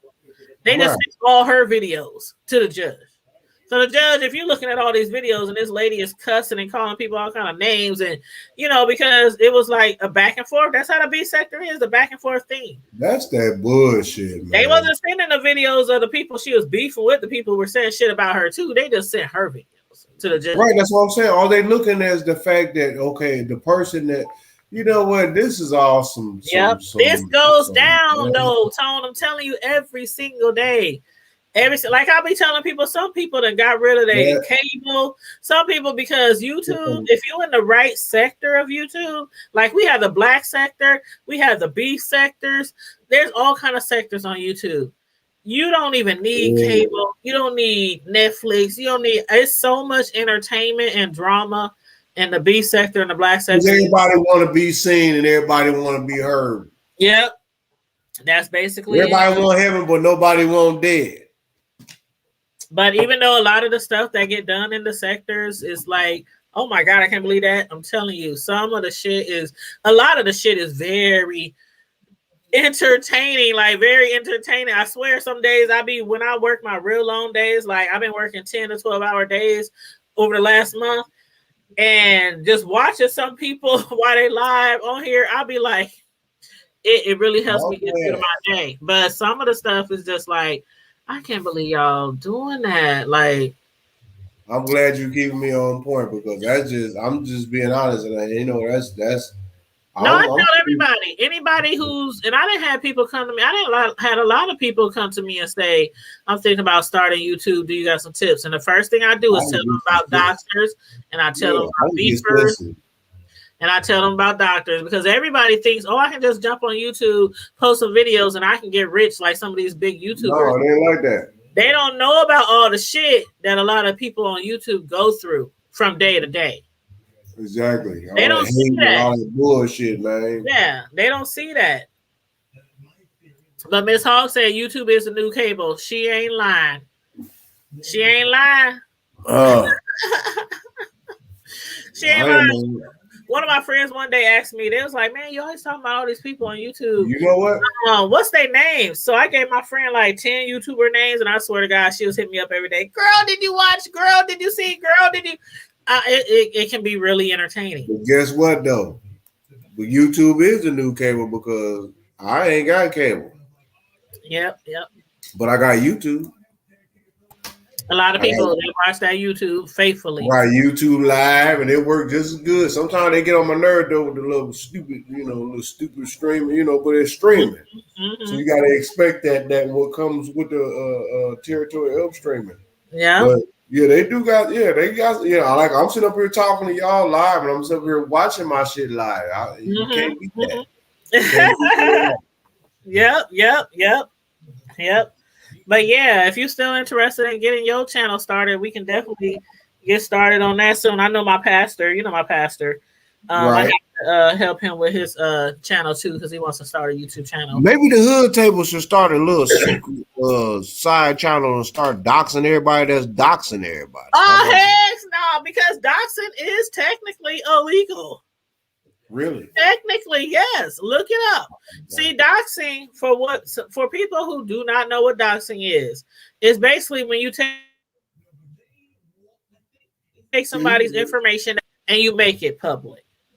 So if you post a public video on YouTube or Facebook, if you post something public and somebody shows it, like let's say you posted some pictures on your Facebook and you made that post public. If somebody takes those pictures and download them to their computer and post them somewhere else, that's not really doxing because you made it public. Right. If somebody takes like your home address, I got you. Your work location, what kind of car you drive, your license plate number, you on that monkey shit. Right. If they take stuff that's not public and make it public, that's doxing. Oh yeah, so if I can catch you, if I catch you there, you might not make it home for Christmas. Yeah, Miss Hall said it's a big soap opera. Yep, that's what the beef sector is, a big soap opera. Yep. That's real shit. That's that. You know what's and that's so sad. That's what I'm saying. Okay, what I'm saying is that you're still not. What is a person to gain in life? Like, is you going to get a job? Is your job going to give you a raise? It's just, I'm telling you, it's about intimidation and clicks and views. That's all it's about. Oh no, you ain't intimidating shit. See, here's the thing. You have to also understand too that most people are not intimidated. The only thing that people are intimidated by by what they're intimidated by. Most of a person that if they're having an intimidation issue, most people in life have an intimidation issue is because it's something that they may have been lacking on, and they didn't force it that part in their life. But other than that, nah. Yeah. That's like if I got into it with a YouTuber and they found out where I live. Okay. Most people who dox, they find out where you live, they don't do anything. They might post your address. They might post a picture of your house. One YouTuber went and found out where somebody lived, and they stood in front of their house and took pictures of the person's house and posted it on their YouTube. So people do like come out to your house in B sectors, and most people are not intimidated. They're like, okay, so you stood across the street from my house and took a picture, and you didn't come knock on this door. You know what I mean? And then some smart and a lot, and then you got a lot of people that's out here that's connected to that make jump on that thing and let folks know too. Okay, you might want to be careful who it is that you posting because you don't know nothing about this. You know, that person that you really fucking with really is somebody that's heavyweight and major and can really make some things happen. Well, I'm gonna tell you, hey Miranda, hey boo. I'm gonna tell you one thing. When it comes to my family, when they know, like we one of those families who ain't something going down. They pick up the phone. The next person pick up the phone. The next thing you know, we 50 deep at whoever's house. So that has happened a lot. That has happened a lot. I 1, 2, 3 in the morning. 1, 2, 3 in the morning. I remember one time we had to go over my cousin's house. She had 3 roommates. They was trying to jump her. 25 deep in the middle of the night. Y'all gonna jump who? So, you know, some people, you don't know who you dealing with when you try to come to somebody's house because you might have the wrong answer waiting on you. You will have the wrong answer. They know you might. You will. And my family ain't got it all. My family do not have it all. Do your research. They all got the right one, baby. That's my grandma's favorite commercial, Ray Charles. You got the right one, baby. Most of my family is from the streets and from the gangs, in and out of prison, in and out of jail. And it's always been like that. If somebody got an issue, somebody would make one phone call. Next thing you know, everybody know, and we all meeting up in the same location. Like, what's good? Yeah. You know, I mean, and everybody should have that, you know, everybody should have that type of protection or insurance. And like, okay, you know, you got to have, at the end of the day, no matter who you are, what level of success that you may have, or whatever level in life that you are working or trying to obtain, you honestly, you got to have some type of security.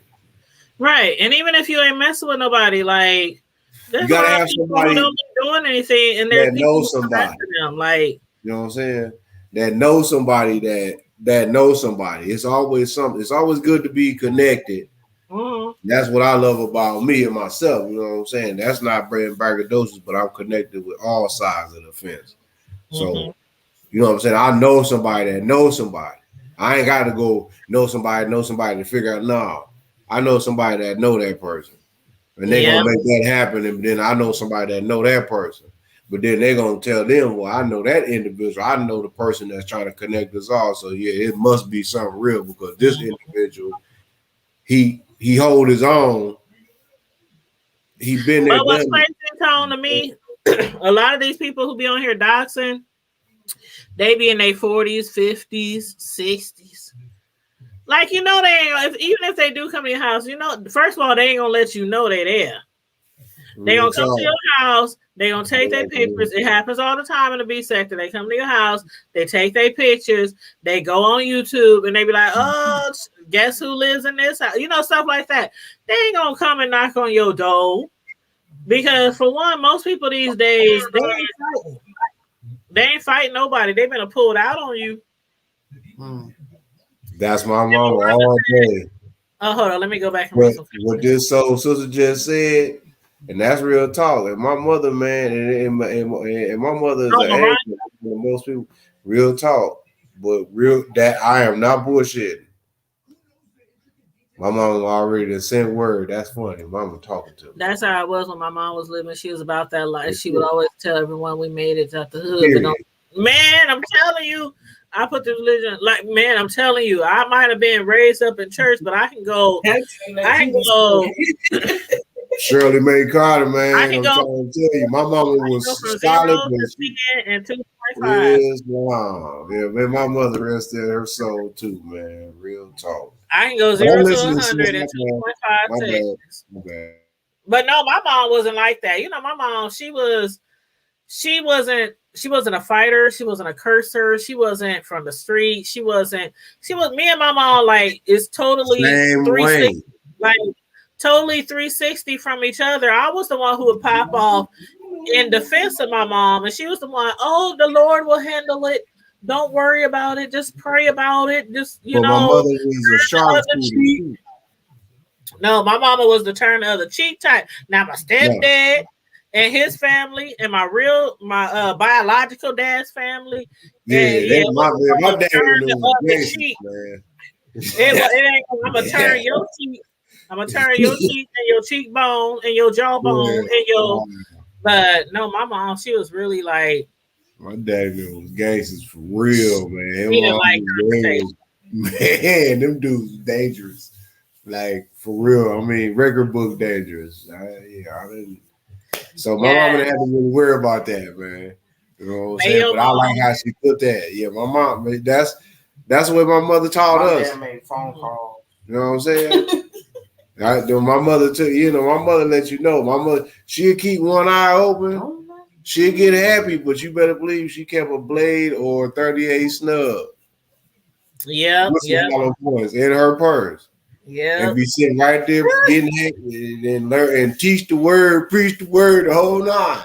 But be like, I wish that nigga would. You come through that door. See, that's what I'm saying.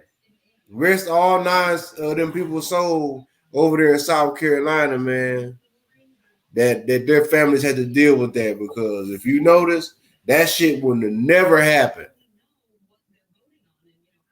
in our time. It may have had the potential, but it wasn't going down like that, man. The thing about it is, and rest in peace to your mother. Miranda said, "May my mom rest in peace." Yes, rest in peace to your mom, my mom, Tones. A lot of people already, man. Mom, you know what I'm saying? Rest in peace to our moms. A lot of us had some real mamas, whether they was from the streets or from the church. We had some real mamas. But I'm like, the thing about it these days, though, like a lot of these church shootings and stuff, it's illegal to have a gun, a firearm in church. Back in the day, people probably, could get away with it more back in the day. No, I'm serious. I'm saying some people probably still bring a gun to church. Some people, it might be a pastor, it might be a deacon. They probably still do, but it is absolutely, you know what I'm saying? It is absolutely illegal to bring a gun in church, courthouse, schools, libraries. And a lot of that has to do with mass shootings and just things that have happened over the years. Now, me personally, I believe somebody in the school should have one. Somebody at church should have one. Somebody in church always had guns. All those places where they say it's illegal. You had security. Like, even on the strip, I'm gonna tell you something on the strip on some true shit. Hey, hey, what's going down? She need to jump on the lane too. We do. Jump on the link, Miss Cisco. Miranda, you can jump on the link too if you want. But man, the thing is that, like, even back then, I remember, like, I'm being honest with you, like, even the temple, we had security. It was always loaded security. They didn't walk around with flashlights and batons. No, them old deacons and elders was ex-military. You know what I'm saying? Or police. Yeah, they was the truth. Yep. You know what I'm saying? I mean, I'm talking about them old Vietnam vets. They was ready to, they was ready to let them triggers get loose. You coming up in the Lord house? Yeah, I got some hot for you. You know what I'm saying? So, I mean, it's always been like that, but now it's like you saying it's illegal to take. Come on, man. So it's illegal to protect yourself. I mean, really? I understand, but I don't understand because I feel like a lot of people know it's illegal, so I can run up in here and kill 50 people. Ain't nobody gonna have a weapon, you know? So I understand, but I don't understand. Or you think everybody ain't gonna have no weapon? Well, yeah, that's what they might think. That's what they might think. Man, if I got the upper on you, if I don't have the upper on you, then I'm a save face to you know that. But nah, man, hey. She said her mom spent less than 8 hours. Exactly. Daddy never came back. I'd rather do 8 hours in jail. Read. Hold up. Didn't never come back. Okay, she said, I remember a chick came to our house saying, I'm going to kick your butt. My mom went, got her piece, and said, wait right here. Came back outside, shot in the air. That lady ran. Yeah, I know that's right. There you go. You know what I'm saying? And then she said her mom spent less than 8 hours in jail. That lady never came back. Sometimes it's worth the punishment. Get your ass on up out of here, man, before you get heated. That's just period, because people thinking that. See, I'm gonna say this to y'all in real reality.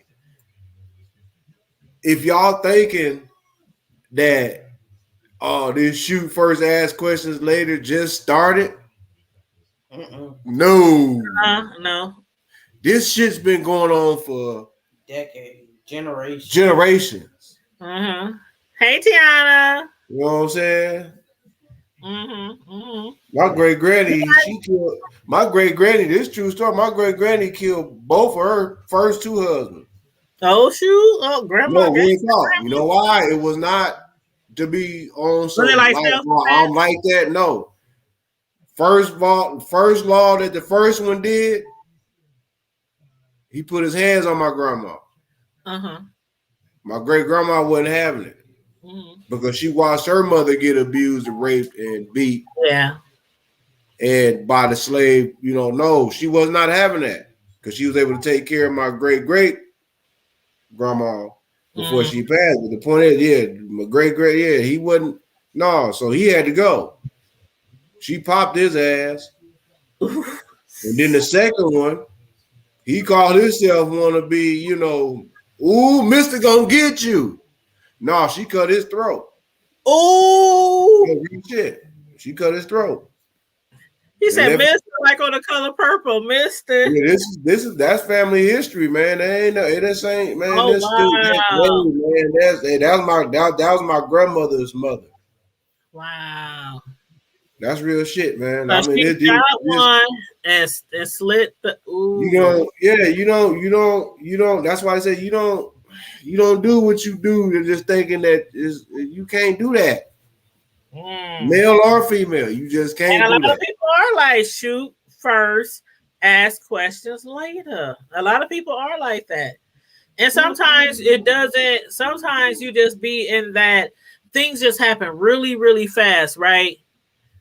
Like people who be doxing and who be trying to threaten to come to people's houses and all that. You might dox, find out where somebody live, come up to their house, and you might leave in a body bag. I mean, people like, okay, I don't know. No, you don't leave in a body bag. We beefing on YouTube, like the beefs. When people beefing on social, no, you might. No, you're going to. Don't bring that bullshit over here. But I mean, when people beefing on YouTube, a lot of people is like, leave it on YouTube. But a lot of people don't want to leave it on YouTube. They feel like they got an upper hand by doxing you, finding out where you live, and trying to make you feel intimidated. That's all they try to do. Don't nobody test me. I'm really so I'm happy. like, Because you I'm can't fucking make me feel intimidated. Don't play 'Cause with me. Every time I Don't walk play in my house, hey, it's on my hip. Every time I walk out the house, it's on my hip. So can't nobody intimidate me. Be good If with I your feel hands though threatened, too. if I feel threatened, You gotta be ready to throw them though too. You always gotta be ready to throw them it too. just depends on the situation. Well, that's true, but you know, sometimes It depends on the somebody might situation. want a fair one. You know what I'm saying? There's certain times where you're gonna put up your dupes, and there's certain times. I'm just saying everything, but then again, the way crime is committed now, it's totally different. Yeah, I mean, it's like you got it. It's sad, and it's sad, man, because I mean, when you look at it, that's But you just know like who you can do what with. Because some people know I ain't gonna argue with you. If I got it, I'm gonna shoot your dumb ass. Get the fuck away. Because I'm in my 40s. I don't want to get out in the street. right, you know what I'm saying? If you come to my house talking about what's up now, let's meet me in the street. I'm a whole grandma out here. Hey, beat this out though. I will Medea your ass real quick. I'm gonna thank you. I'm a whole grandma out here. I ain't trying to be fighting in the middle of the street like some little kid. Because regardless who started the fight, y'all both going to jail still. Look, I ain't going to nobody's jail for shit. If the cops come and the two people fighting, they ain't gonna ask who swung first. Y'all both going to jail. Well, we need to get like the other countries where they be fighting with the cops. They ain't worried about they throw bricks at them and all that old shit. I seen a video. But guess what? I'm It's like, okay damn. with me going to jail because my lawyer would have already been notified. Because I already have all those assurances already in place.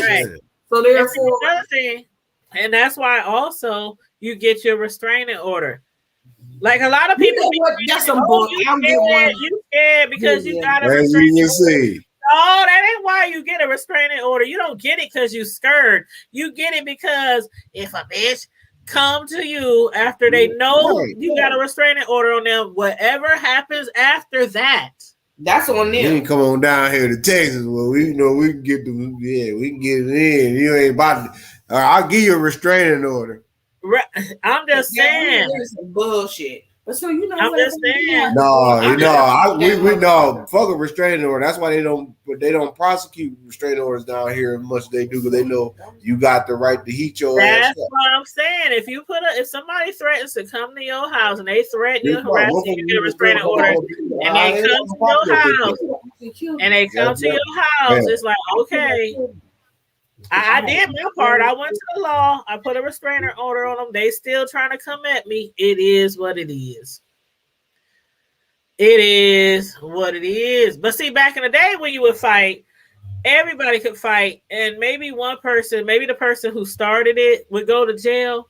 But nowadays, even in school, everybody go to jail. Taking kids. What kind of shit is that? They be taking kids to jail that be fighting at school. No, they'll take you to jail for just being a neighbor and you looking out your window, waking up because them bitch ass niggas show up with them cherry bombs bright with them loud ass fire trucks, and you thinking there's something really going on, and it's just two knuckleheads out here fighting, and y'all want to take everybody to jail. Oh, they over there like they on Facebook. Let's take them to jail too. What you doing over there? You going to jail because you was recording. You going to jail because you was egging it on. You going to jail because you was just standing there. I ain't even recording nothing. I'm like, you just come knocking on my door and I'm mad. And I'm asking you who is it, and you tell me I gotta go to jail because I'm disturbing the peace. How? I just came outside to be nosy, officer. I didn't even want to come outside. I could on my porch like you telling me I'm distracted. I'm what they say. I'm you obstructing an investigation. Justice obstruction, something like that. You see Miranda's question?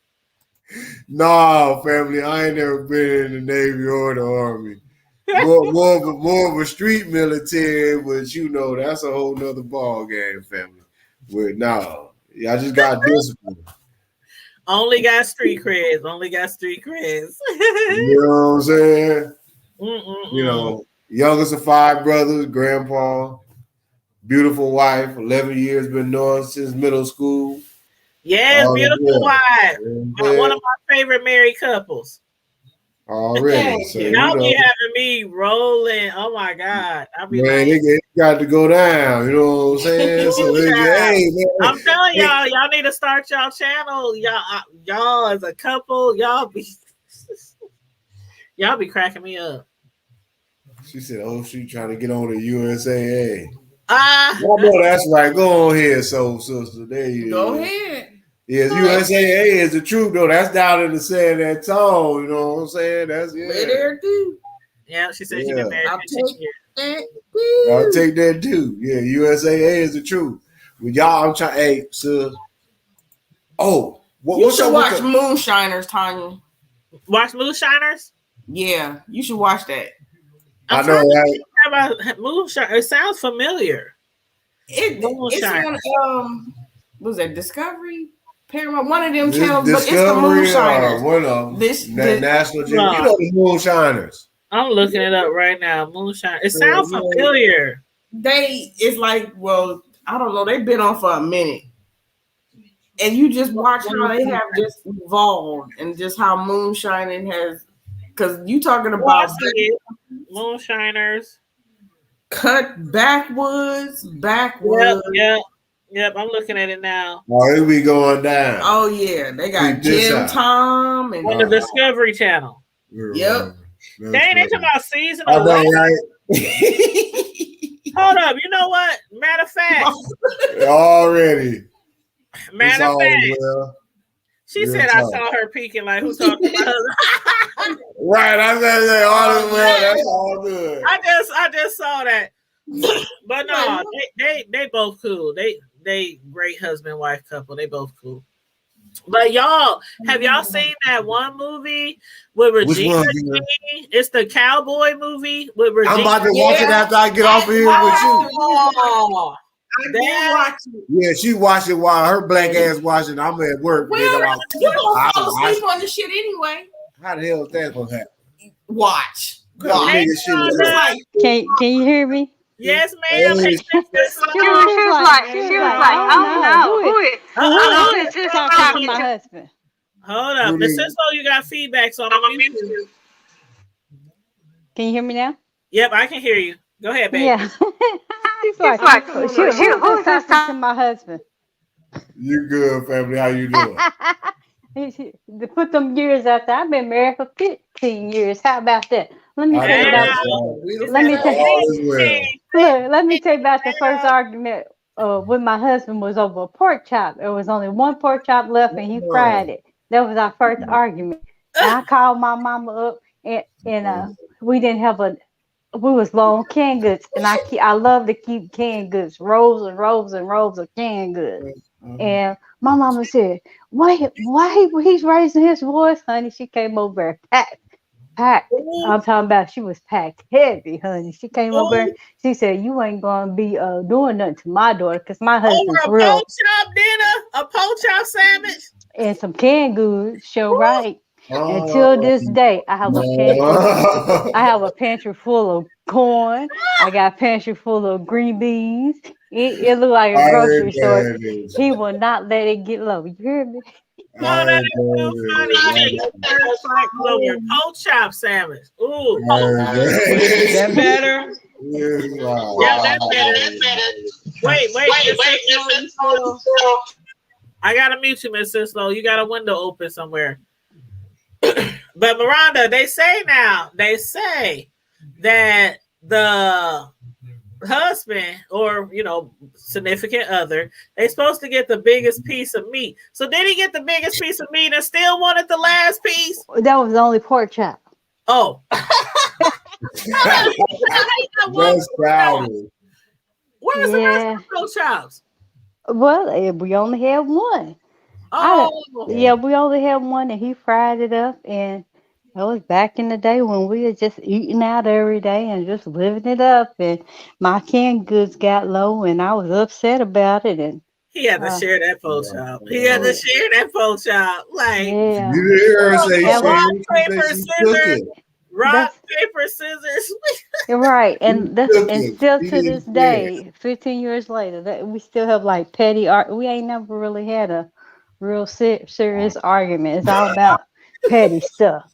She said her mom came over and said, "You bet, girl." Yes, she did. Oh, She had her gun. She was ready. Oh, childish. she said, you better share them pork chops with my daughter. Over a pork chop. It's about to go down. It's about to go down. Yep. Wow. She sure did. I am done. See, I'm the only child. Oh, see the child too, but goddamn, not only. Damn, it's going down for real. It's going down, y'all. You know what I'm saying? That's what's up. That's what's up. That is too funny. Miss Cicelo, you good now? Yeah, what's going on, sis? Am I?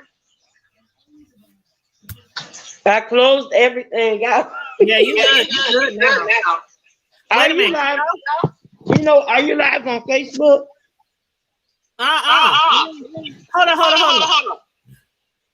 on. Yeah, I'm live on Facebook. Make sure you close your Facebooks. Close. I closed everything. Yeah, well, you don't want echoing. I don't know yet. Yeah, I've been live on Facebook and YouTube since 9 o'clock. Guess what? What? 25th, when the sun goes down. Oh, when the sun goes down. Hey, that's our show. That's our show. People don't know about that, do they? Do anybody else watch Ruthless? The show about the cult members and I haven't seen it yet. So is it good? Yeah. So good. It got me over singing the theme song. Well, I'm gonna tell you like this, it's good, but a lot of the stuff in the show, a lot of people's like, oh, like they do things that they do in real life in cults, like to women, to children, to boys, to girls, they do some things that a lot of people probably can't handle watching. Oh, one of them shows. Okay, ain't that Tyler Perry? Yes. Yeah. Because that's the spinoff from The Oval. Exactly.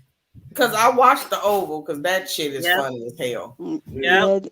Yeah, like Ruth and some of the other characters, they spun over to Ruth. What? So is they gonna let her? So with her wanting to be out of the cult, so is that playing in on Ruth? Well, there's like Miranda. How many people was trying to get out? Like at the end, it was like 6, right? Because they killed that group, right? That tried to escape.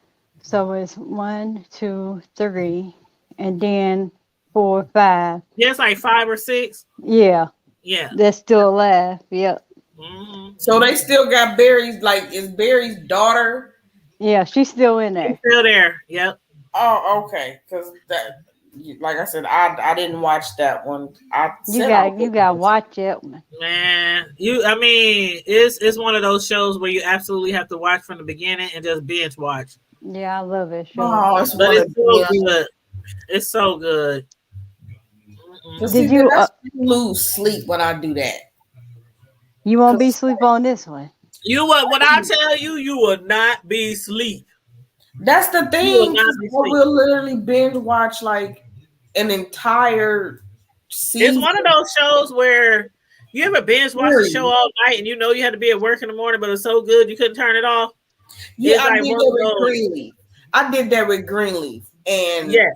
I watched that in 2 days. Yes. That's what I didn't try to, but it just was that good.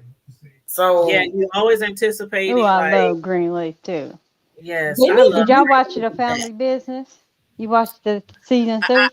I read the book. I didn't read the book. See, I read the book, and I have not watched the series other than like the first season. That's what I did. I watched like the first season, but after that, I was like, I don't know. The book you didn't like it?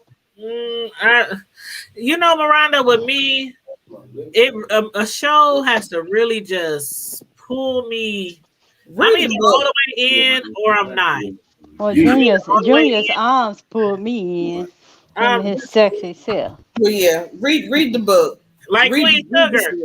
A lot of people don't like Queen Sugar, but that doggone Ralph Angel. I didn't like I didn't like Queen Sugar. Yep, a lot of people don't like that, but that I ain't sexy, seen that fine yet. ass. Did See, y'all? I ain't seen that one either. What about that new show, The Other People? Some kind of people. All kind of people is good. Yes. Okay. I'm a few. That come back on Tuesday. Yeah, I'm a few episodes behind on that. I just started watching. It's just too many good shows out here. And I've been working a lot of hours for my job, so I haven't been able to keep up. But I just literally got caught up on Queens. Do y'all like Queens? That is good too. Yes. Good. What about with Brandy and Tori and what's her name? Eve. Natari from Tasha from Power. Right, from Power. And then we got Eve in there. I gotta watch that one. Character. Her acting. She just is. Her Baby, acting. she ain't shit. That role. Naturi to me, even on Power, she never really was an actress. I don't know. Maybe she used to be a singer from that group, right? Right. Which that's why this is good for her because I can, but baby, and they got you and all that. Oh, that's too bad. And you're the gay one. So now Eve. I love Eve. Her acting, even Brandy. That battle that her and Brandy did. Oh, the battle with her and Eve. Oh my girl, I was all there. Y'all got me ready to watch it. Yes. That shit was good. That shit was good. Episode 3, I got set to review tomorrow morning at 11:30. So at 11:30, if y'all want, y'all can join me live. I'm going to review episode 3 of Queens. But that shit was in the end when her husband. I don't want to give away everything. No, don't give. I ain't even started yet. Oh God, the ending. And I'm just like, damn. I was like, just tell everything. I know what to say. I'm just like, I was. I know. Go ahead, I was there. I was like. Damn! Really? But tomorrow, do not tune in at 11:30 if y'all don't want the spoilers, because I'm gonna binge watch it. I'm gonna get caught up. It's only on 3rd episode. The new one came out on the 9th, which is 4 more days, so you got enough time around it to watch all 3 episodes. Okay. Do you have you seen The Wonder Years? Well, yeah, I watched the first 2 or 3 episodes, and I thought it was good. What channel does the Queens come on? Queens come on. What channel is that? Fox. Yeah, Fox. Okay. Yeah. But Wonder Years. I'm not gonna say it wasn't bad, but I don't know. I'm weird with TV shows with the new ones. It's like I'm all the way in, or after a few episodes, I'm like, You be like, that's because I'm doing a comparison of the first the white Wonder Years, and this is the black Wonder Years. I have to say though, from the few episodes that I did watch, I thought it was a lot more funny, like the jokes and the. The original Wonder Years, the white version with Kevin and them, I thought that was really good. The Wonder Years was one of my favorite shows growing up. And mine too. But you know what? I'm looking at it in a different perspective. Yeah. Of a black kid growing up at that time, because it kind of touches on some of those kind of things, especially like I guess when Dr. King got shot. Yeah. It was around that time. And so I got an open mind. Like I said, it's not bad. Yeah, it's not bad. It's not bad. I don't know. It's just, to me, it's just one of those shows I'll just binge watch at the end of when your time is, you know how it is, when your time is limited and you got like all these shows you want to watch and you have to break them down to the ones that mean the most to you. You know what I mean? Mm-hmm. Yeah. So that's how I am. Like I do reviews all throughout the year on different TV shows. One season, I might do a review on this show this season, and next season to come out, I might skip the shit and do a whole other show. You like what you think about the games people play? It's getting corny right now. Yes, it is very corny. Like what? Oh, you mean in general? Talk the games people? No, play? it's a series. It's a series on okay. BET. I thought you was talking about for the real. first real season life. was way better. They came because I'm like, so Lauren London, she just dipped the hell out. It's just corny to me. Yeah, I stopped watching that a while. They need to bring back that one show where it was they killed Really They need to bring hit the floor back with the cheerleader. Go there. Tiana Taylor was in it. Yeah, that one and the one where they hit the guy that was working at the pharmaceutical company. Which one was that? It got canceled or something happened. A guy got hit at the pharmaceutical company? No, he got hit. They at the end, the guy was sleeping around with this woman. He had a baby by a mistress, and he was a politician. And I forgot the name of it. It was a TV series. Yeah, and they wanted the sister to sell the restaurant, and they killed the daddy. That sounds familiar. It's the same girl that plays on My Family Business. Man. That was the sister that ran the restaurant. The mama had passed on. The daddy owned was helping running the restaurant. Oh Lord, you gonna have you know what I'm talking about. You have to message me because it's like you know what I'm talking about. They only had one go round, and so they only did one season. Oh, and that one woman's in it. She got real pretty eyes, and they say she's overacting. No. Oh, you talking about either Nicole? Nicole Ari, the one who's married to that real tall Boris Kudrow. Boris Kudrow, yeah, Boris Kudrow.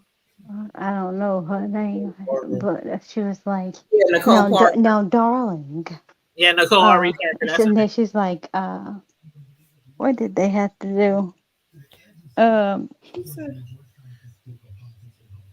can't think of the name of that. The name of that show. Speaking of that, man, I wouldn't mind Soul Food coming back on TV. I did not watch the series. Really? I never did watch the series. They drug it out. You think so? Yeah, they drug it out. They could have let it. They could have just. It was stupid. It was okay, but it was stupid. Because you try to. And it's not. I'm not dragging it to the dirt like it was stupid. Like it was just. What you saying? Okay, like. I don't know. I absolutely get what you're saying. It became too predictable. It became too predictable. That's all I'm saying. It was good, but it just became too predictable. That's what I mean by that when I say that's stupid. Yeah, I absolutely get what you're saying because some scenes I was just like, come on. It became animated. It was like the farm. I know. Oh, you got it? Yeah, hair, mine. Miss Sislo, are you still having technical issues? Always messing with her. Every time she come up on every Friday, I always want to mess with her. Hey, Tanya, you wasn't decorating for Christmas yet? Girl, I'm almost done. Yeah, I told you she had frost. I know, I saw that. That's why I was nigga shit. I'm like, you can't even let Thanksgiving. No, listen, y'all. Listen. I said before Halloween hit, I said I am in the holiday Christmas spirit and I want to start decorating. And I told my youngest son who still lives at home, and I said, wow. I said, what if I wanted to start decorating before Thanksgiving? And he said, by humbug. He said, whatever. No, he was just like, whatever. And I was like, for real? I said, so you'll, help me bring up all the, stuff from the basement and start helping me. And yep, me and him, we've been hanging lights. He brought the tree up yesterday. We got the tree up. I got stockings and wreaths, and we about to start working on the outside of the house next week. Get you some LEDs. Don't get no. You said the outside? Yeah, I already got some stuff outside the house. She about to have a When I do decorations, I do the inside, I do the outside. Your house. But let me tell you, just go to your house, girl. Let me show you one of the things that prompted me to be like, okay, girl, you feel like decorating? Go ahead and decorate. You might have to see your decoration, girl. Your grandson. Look at the list. Saw that. The list. I saw when you I saw that. I saw your response to that. Y'all see the last month, my birthday December. Hold up, man. Because what May say December 1st, I'm still not putting up no tree.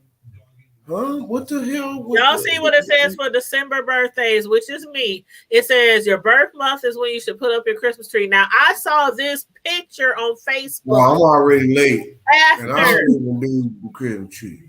I saw that picture on Facebook after I had made a post on Facebook saying I feel like decorating my house right now after Halloween. And then like a few days later, I saw this picture on Facebook. I said, it's speaking to me. That's a sign of God. I can go ahead and start decorating. Yeah, my daughter's birthday is in December. Yep, she better start decorating ASAP. Tell her ASAP. That's what she was asking about that because she want to put a tree in her room because she want to put her son's, gifts underneath this tree. Uh-huh. I'm like, dude, can we give thanks first? Even though we give thanks all the time.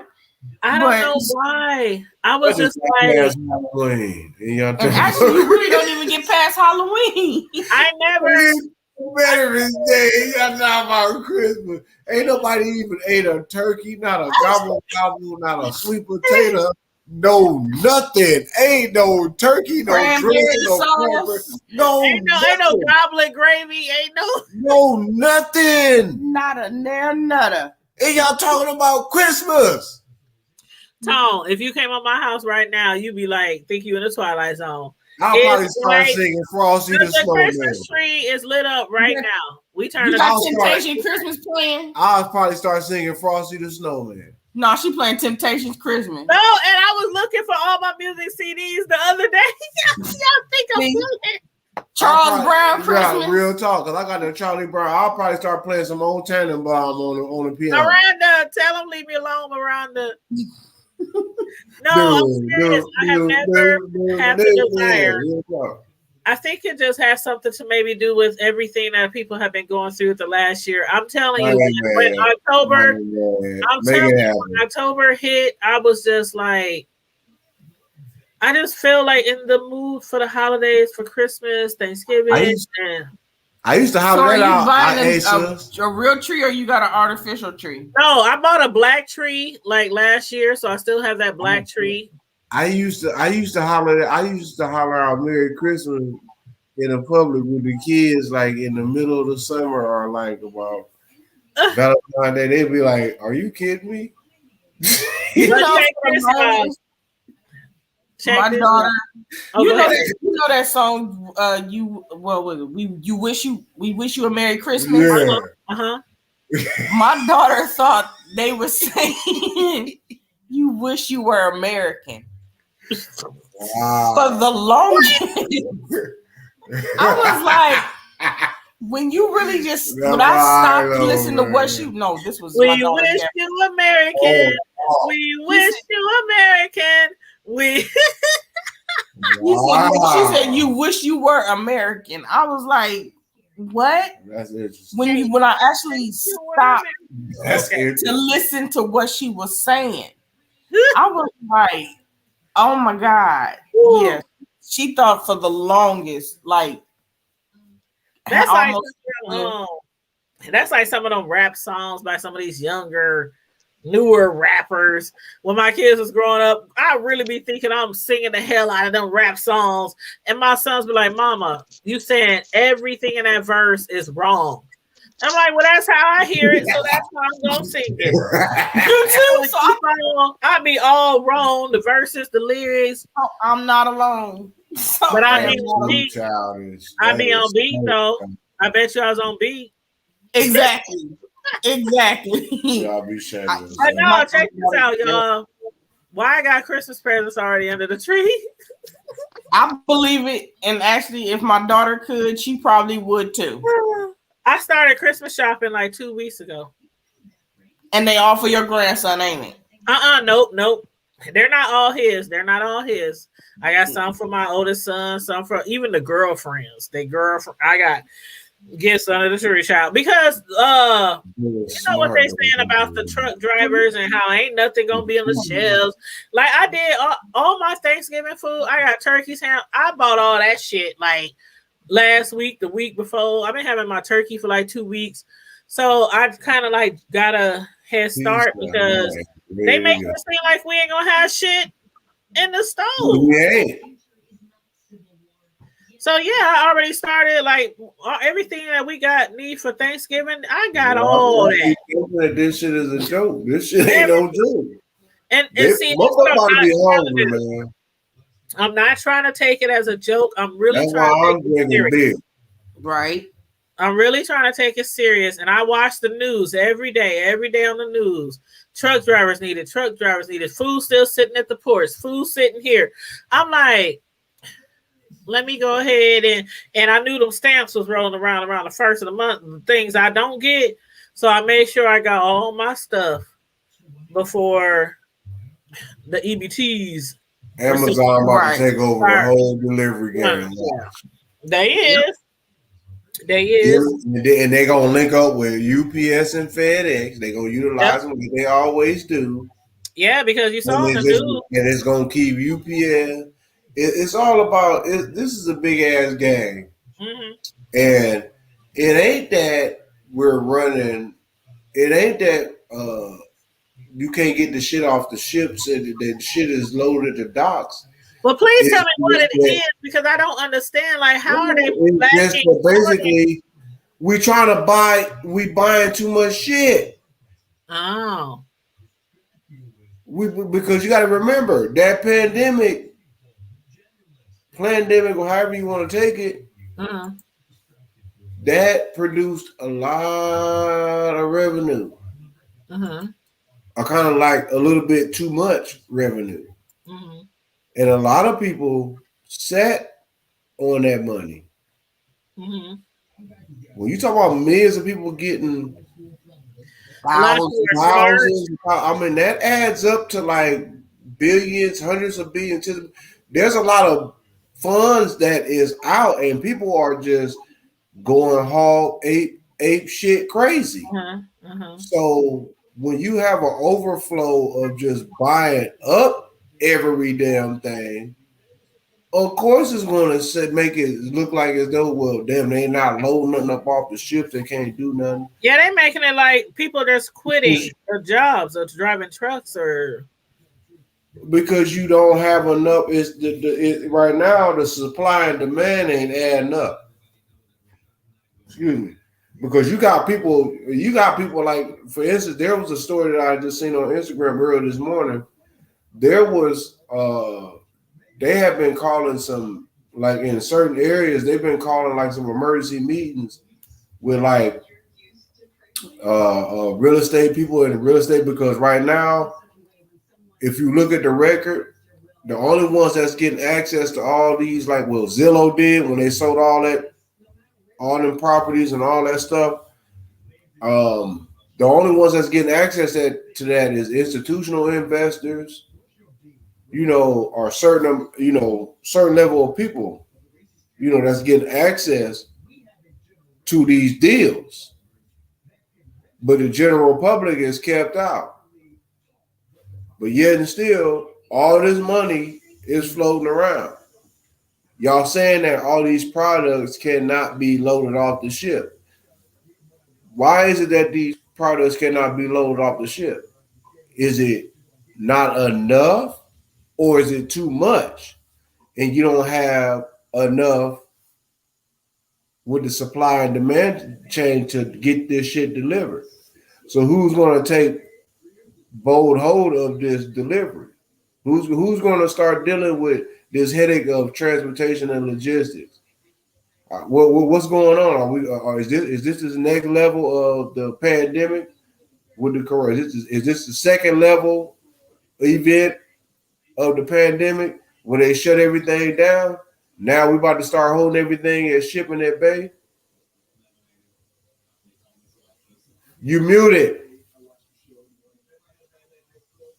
Yeah, they talking about stop. They talking about start stocking up again on your paper towels, your You see tissue, what I'm saying? all that kind of stuff, and it's basically scaring people to, like me, like, let me get my turkey now because I heard a YouTuber say this morning that turkeys last year was about $28. They said in some places it's going up. Now it's like 40, 38, 40. It's ridiculous. I bought my turkey like 2-3 weeks ago at a good price, and now they reaching all the way up to $50 or more in certain spots. And they said it. They said it on the news when I went and bought my turkey a few weeks ago. They said it on the news. Get your turkeys down because the price is about to go really high. So if I'm gonna pay that for the turkey, I'm gonna take that over here to one of the smoke pit joints that's been on the Food Network, and travel with some good ass right on up the street, probably less than 3-4 miles up the street. I'm gonna take it up to them, tell them smoke it real good, give me that Fargo flavor. If I'm gonna you pay know what? It's $50 funny. I feel like deja vu right now. Because I remember last year you was talking about taking your turkey somewhere, and we was on live, and you was talking about taking your turkey or having them pick it up, or you said something like that. Yeah, I'm gonna have this year. They get that. They get that since all top. Come next week, they get all that. Yeah. Well, I know somebody who smokes and deep fries the hell out of them turkeys. That's what this is like his side thing, and he be doing it live on Facebook. And I'm telling them turkeys be looking like, whoo, child. These pit masters. You know what I'm saying? These some of these Texas boys down here in Brighton, they joints is like they caught the eye of what's your boy name on Guy Fieri or whatever on the food channel. Yeah, he came down here and was like, wow. They joint is the truth. They're like, them people down south, they don't be playing on that grill. So when we say what we pay about $15 for them 2 ribs? Yep, and got full and full as hell off of 2 ribs. Beef ribs. They were beef. Banging.